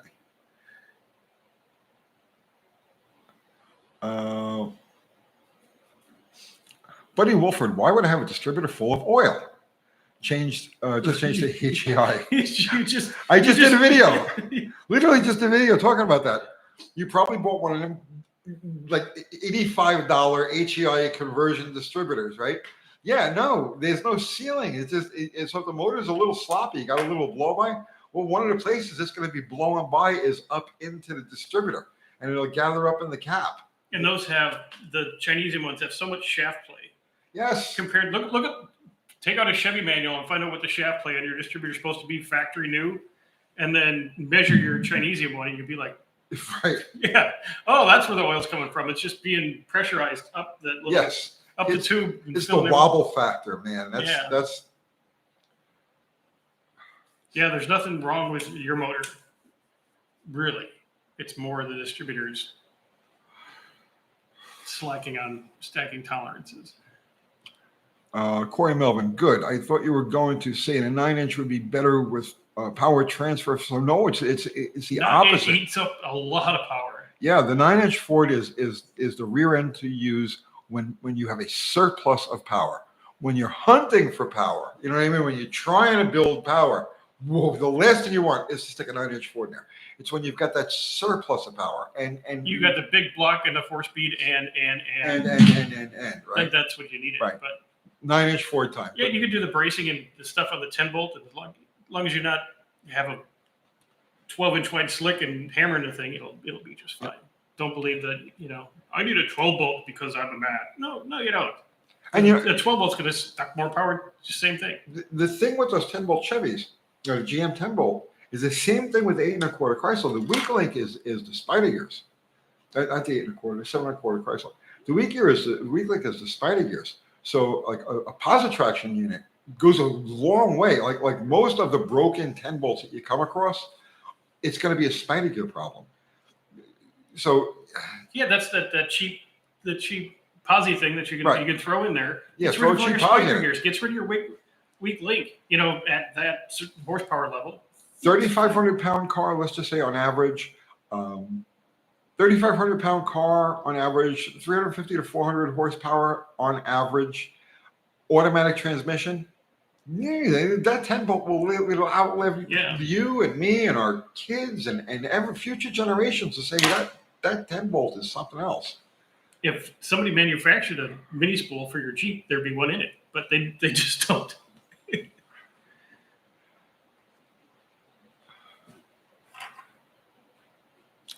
Russ Peter Derelicts, original reason for the super low opinion on the 9-inch Ford. Ford designers wanted a super small dry shift tunnel on the floor. Absolutely right. Yeah, on the cruisers. Absolutely right. Yeah. That's where the strength of the 9-inch Ford was an accident. It was an accident. That was because of full-size car designers, they wanted no floor hump, or as little floor hump as possible. They wanted the drive shaft down in the bottom. They're going after the caddies. See, now the worst of them all is that caddy rear, right? Have you ever seen that? Twing! It takes half the power your engine makes is being used to overcome that ring and pinion on the old caddy rear. So it's terrible, terrible, terrible. The 9-inch Ford it doesn't suck as much power as those things, but yeah, that was the reason. It's an accidentally strong rear. Corey Melvin. There you go, another $2. Thank you, Corey. Yeah. So how strong is the 9-inch Ford? Okay, so when I got away from Top Fuel Racing, so I was partners with Bobby Lagan on a car called the Twilight Zone, and we were running. So the fastest cars were down in the 490, 480 range, and we were in the 520. Occasionally, we'd be able to spit out like a 510. All right. What were we using for a rear end in that car? Right. A nodular iron 9-inch center section. In fact, when I got started across the board, everybody just used nodular iron center sections, and we were running 520s in the quarter mile with a regular production nodular iron center section and 320 gears.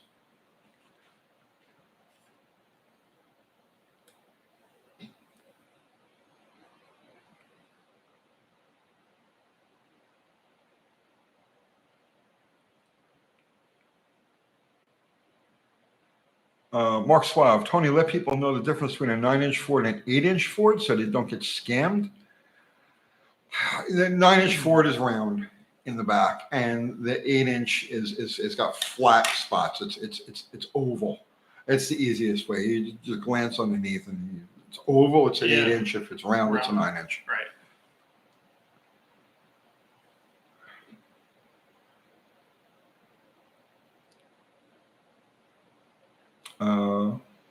The best accident, that's called engineering.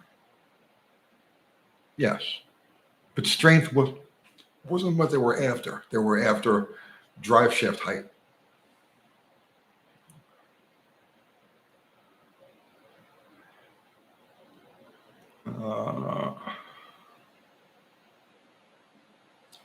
Let's see. Daniel Jones, since we're talking axles, how's the Chrysler 8 1/4 stack up to a 10 bolt? Flip a coin. Flip a coin. It's like the same rear.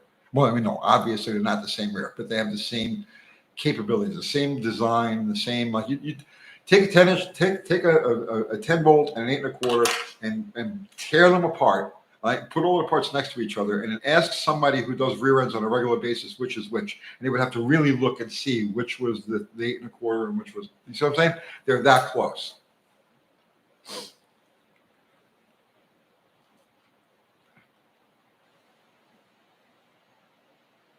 There's a can of worms. Joel Egner again. Ladder bars and traction bars. What's the difference? How much time you got?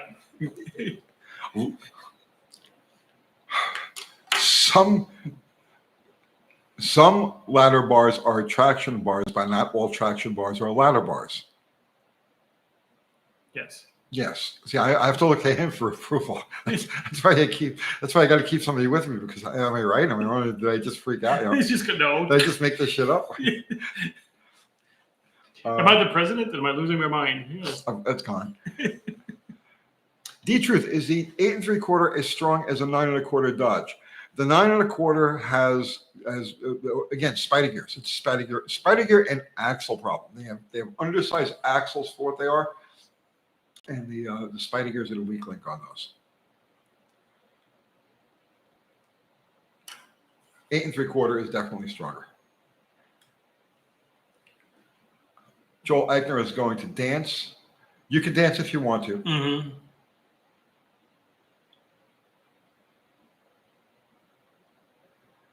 Mike Fredericks, UTG and Dr. Art. What's the weight difference between a Mopar 8 3/4 rear and a Dana 60? Like the whole thing end to end, 70 pounds.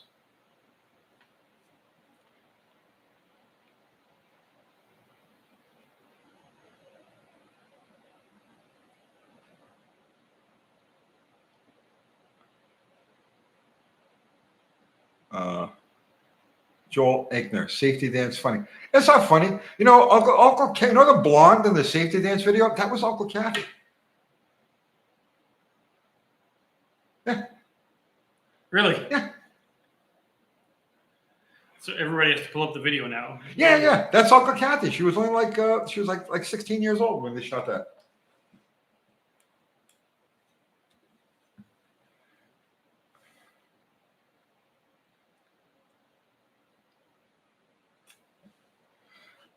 Everybody look at your hands. Mm.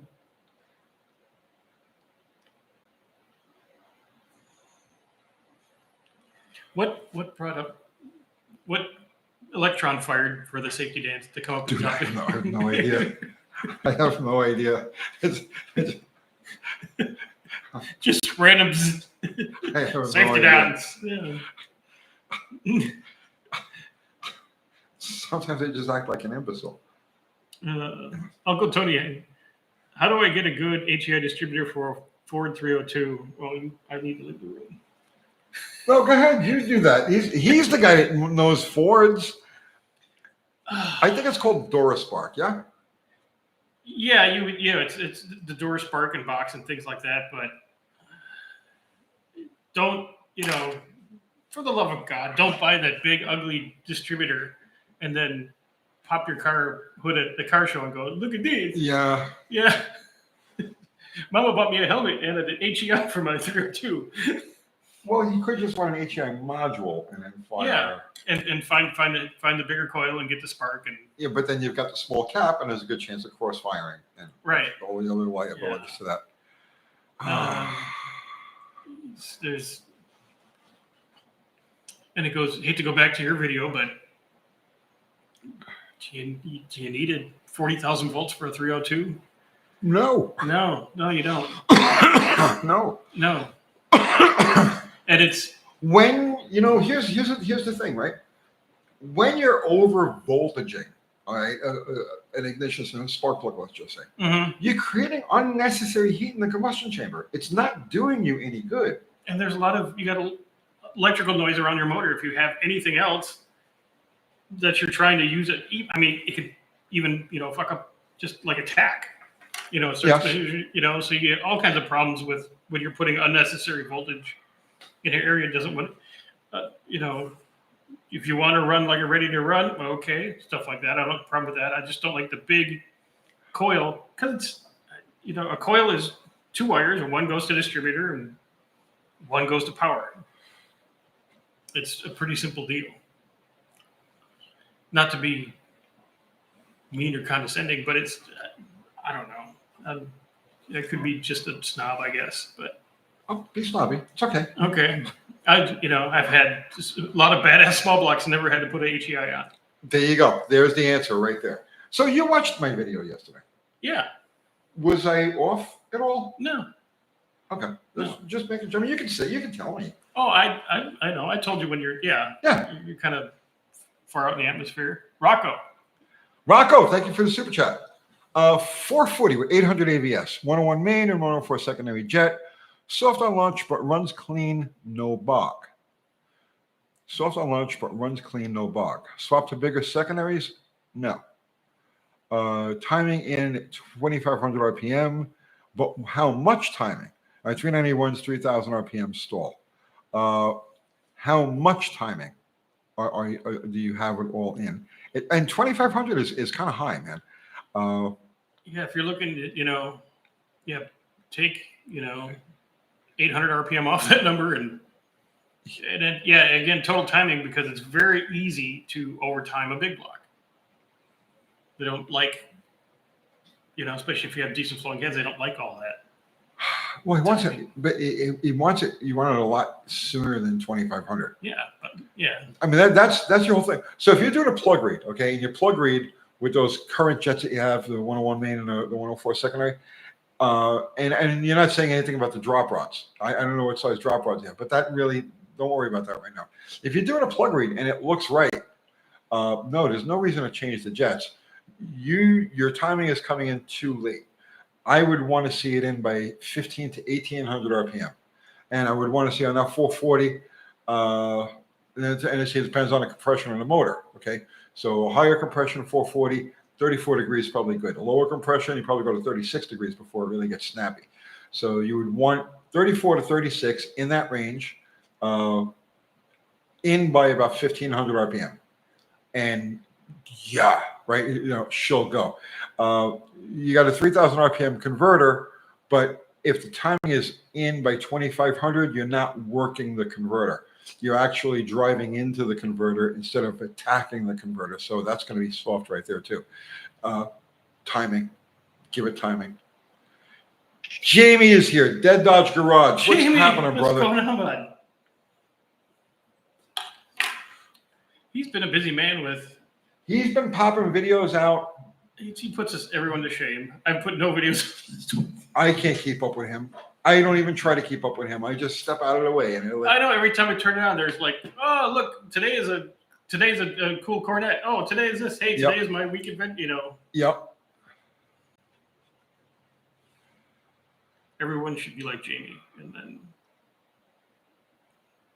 everyone would probably be as happy as he is.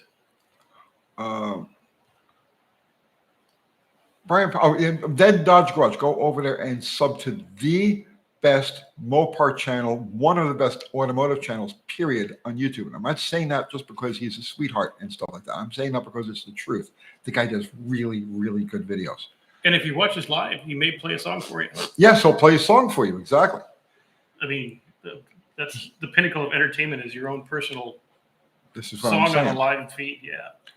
Brian Power, UTG, mentioned the Chrysler lean burn. I'm sorry you even mentioned it. Ignition on your points video. What is a good way or three to tell if it's been removed? Signed, a befuddled first-time 318 owner. Oh, God. How is it? How do you tell if it's been removed? Well, it mounted on the 318s, it mounted on the air cleaner. So that's your first clue. Does it have the original air cleaner assembly on it?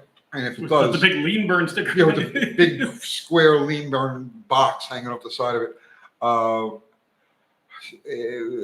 God! I offhand, I can't really think of way. Maybe Jamie. See, Jamie knows so much more about this. Jamie, answer Brian Power's question. Our third man in the chat, Jamie. Yes, he did a tech talk live with me one night. Yeah.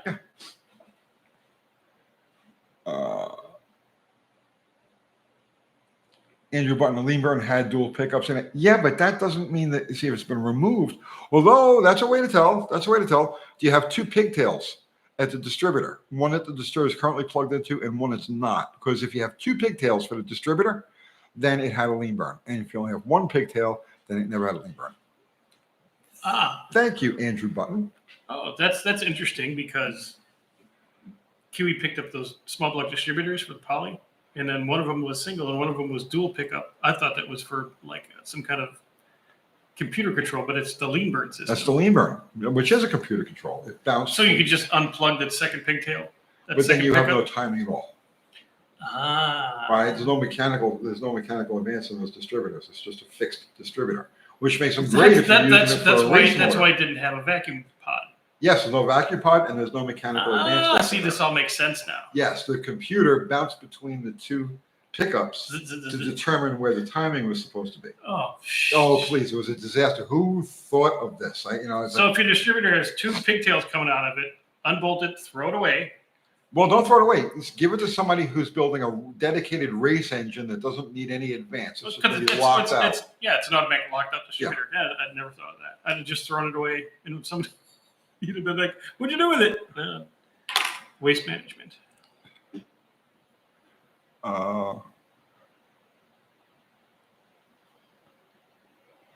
Let's see. And then Fubar's just hangs in the background and quietly controls. Right? Right. I know. He's awesome. He just put up a link to my merch, and he put up a link to Dr. Art's YouTube channel, and Dr. Art also has merch. And when you go and watch the video, there's a little button that says shop. Ding. Yes. And you could buy stuff. That's really cool. Please. And he has his live every Monday night at 7 o'clock Central Time.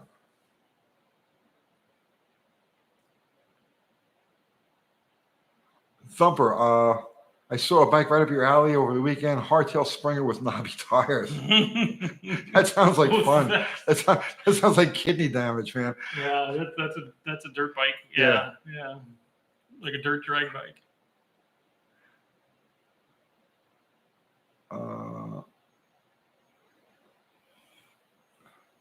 So Tuesday 28 is he's really enjoying his peace standing shirt. Thank you. Nice.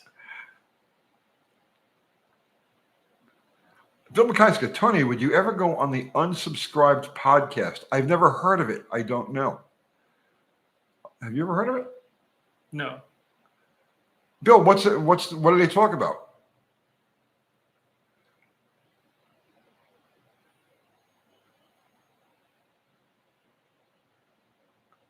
Oh, it's over saying it's cool. He made a short of it. Is it on your channel right now? I'll check it out.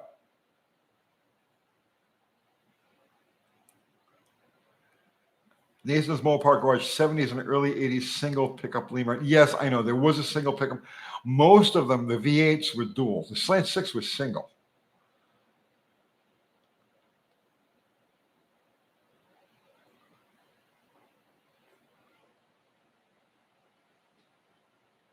Okay, Brian Power. Thanks UTG and Dead Dodge Garage. My Dizzy on closer inspection has vacuum advance on it and one plug.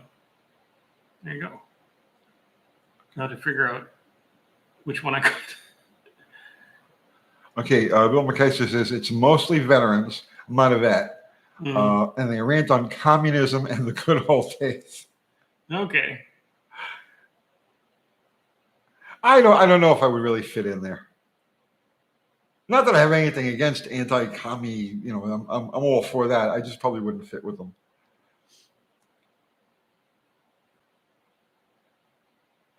Nick Bruni, I just investigated the safety dance video. It's not Uncle Kathy? No, don't tell me that.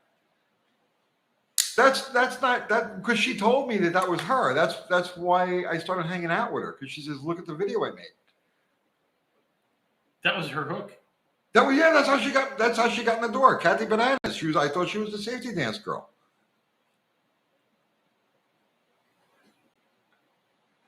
Don't wreck it for me, man. You just crushed Nick, his whole don't wreck it for life. Me. Yeah. Nick?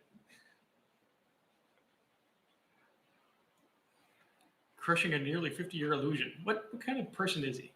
Oh man.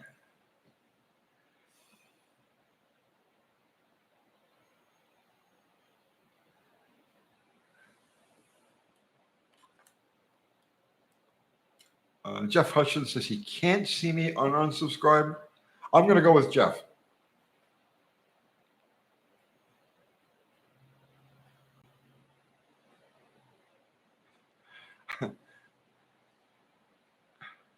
Dickie Farley saying, Tony, since I like you so much, I'm going to do something for you.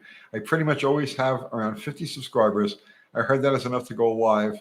I'm going to start a Brian Cabral hate channel. Oh, leave him alone, man. The guy, he's a troubled soul. Don't make it worse for him. Yeah, just do your own Dickie Farley live. Yeah, exactly, man. When I started doing lives a couple years ago, I did them with the wife, and like 7 people watched. But we're just having fun talking stupid to a computer, I'm gonna be honest. I have not seen that video. How are you going to pull up the safety dance video? I have to, because someone's going to get a beating. I have not seen that video since it came out. So I'm going off of It says Louise Court is the crazy blonde in the safety dance video. No, it's Kathy Bananas. That's how she got the name Bananas. Kathy Bananas. She was the crazy. Hang on.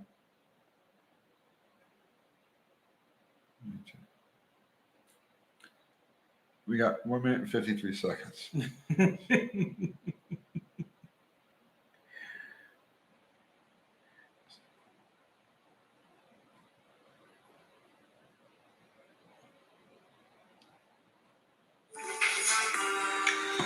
Let's get a copyright strike. Yeah.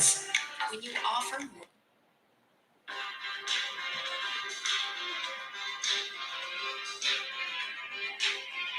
You guys can't hear that, can you? Because if you can hear it, then I get a copyright strike. Well, maybe it's in the background and it's on a live. It probably doesn't make any difference. Although if we had commentary, then we're... Yeah. It'll mess up the rhythm. Yeah, okay. We're making commentary, YouTube, so no copyright strikes. This is the reaction video. This is a reaction video. We're reacting to this. Yes. We got react and see if that's... That's Kathy!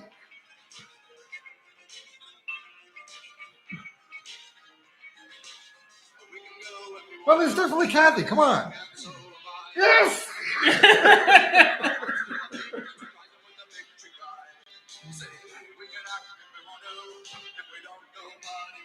That might be the perfect woman, I think.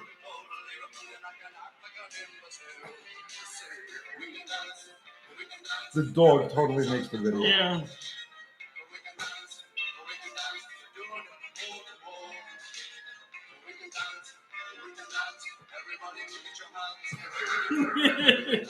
Yeah, it's been a long time since I've seen this.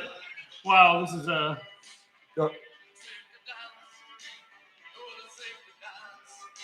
Yeah. There you go. All right, enough of that. Yes, that's clearly Kathy Bananas in that video. regardless of what the internet might say. Right, the internet lies. Mm-hmm. Well, that was her name before witness protection, right? Yes. Yeah. Okay, that's what it was.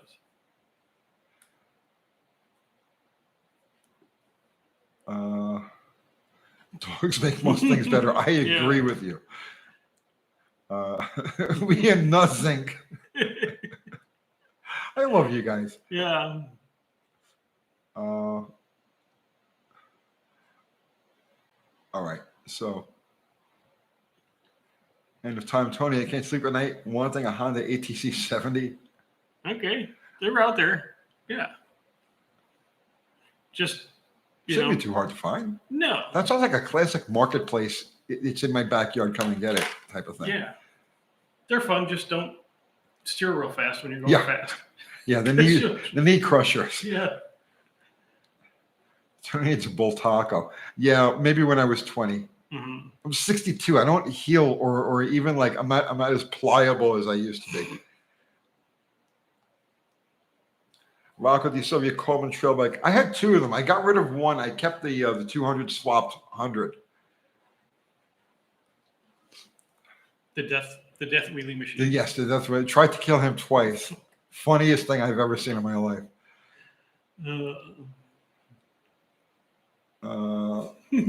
Going to work with a black guy. What happened? Well, I crushed the side of my face. And a child's toy. Or a Hodaka. A combat wombat, man. That's what I need. Mm-hmm. Mike Boger. Tony, I think I finally found an engine machine shop to buy out. Nice. I'm going to be partners with the guys for a little while, and when he's ready to retire in a year or so, I'm going to buy him out. Good luck with that. Get it on paper. Yes, and well, do yourself a favor right now and drop the name of the shop and the location and everything. So if anybody is in your general area, they can. All the business in the world can come to you right now. Yep.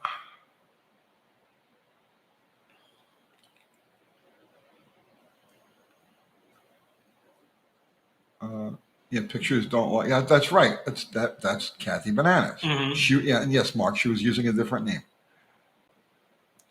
And it's Ron Ward. Good evening, brother, man. Ron Ward.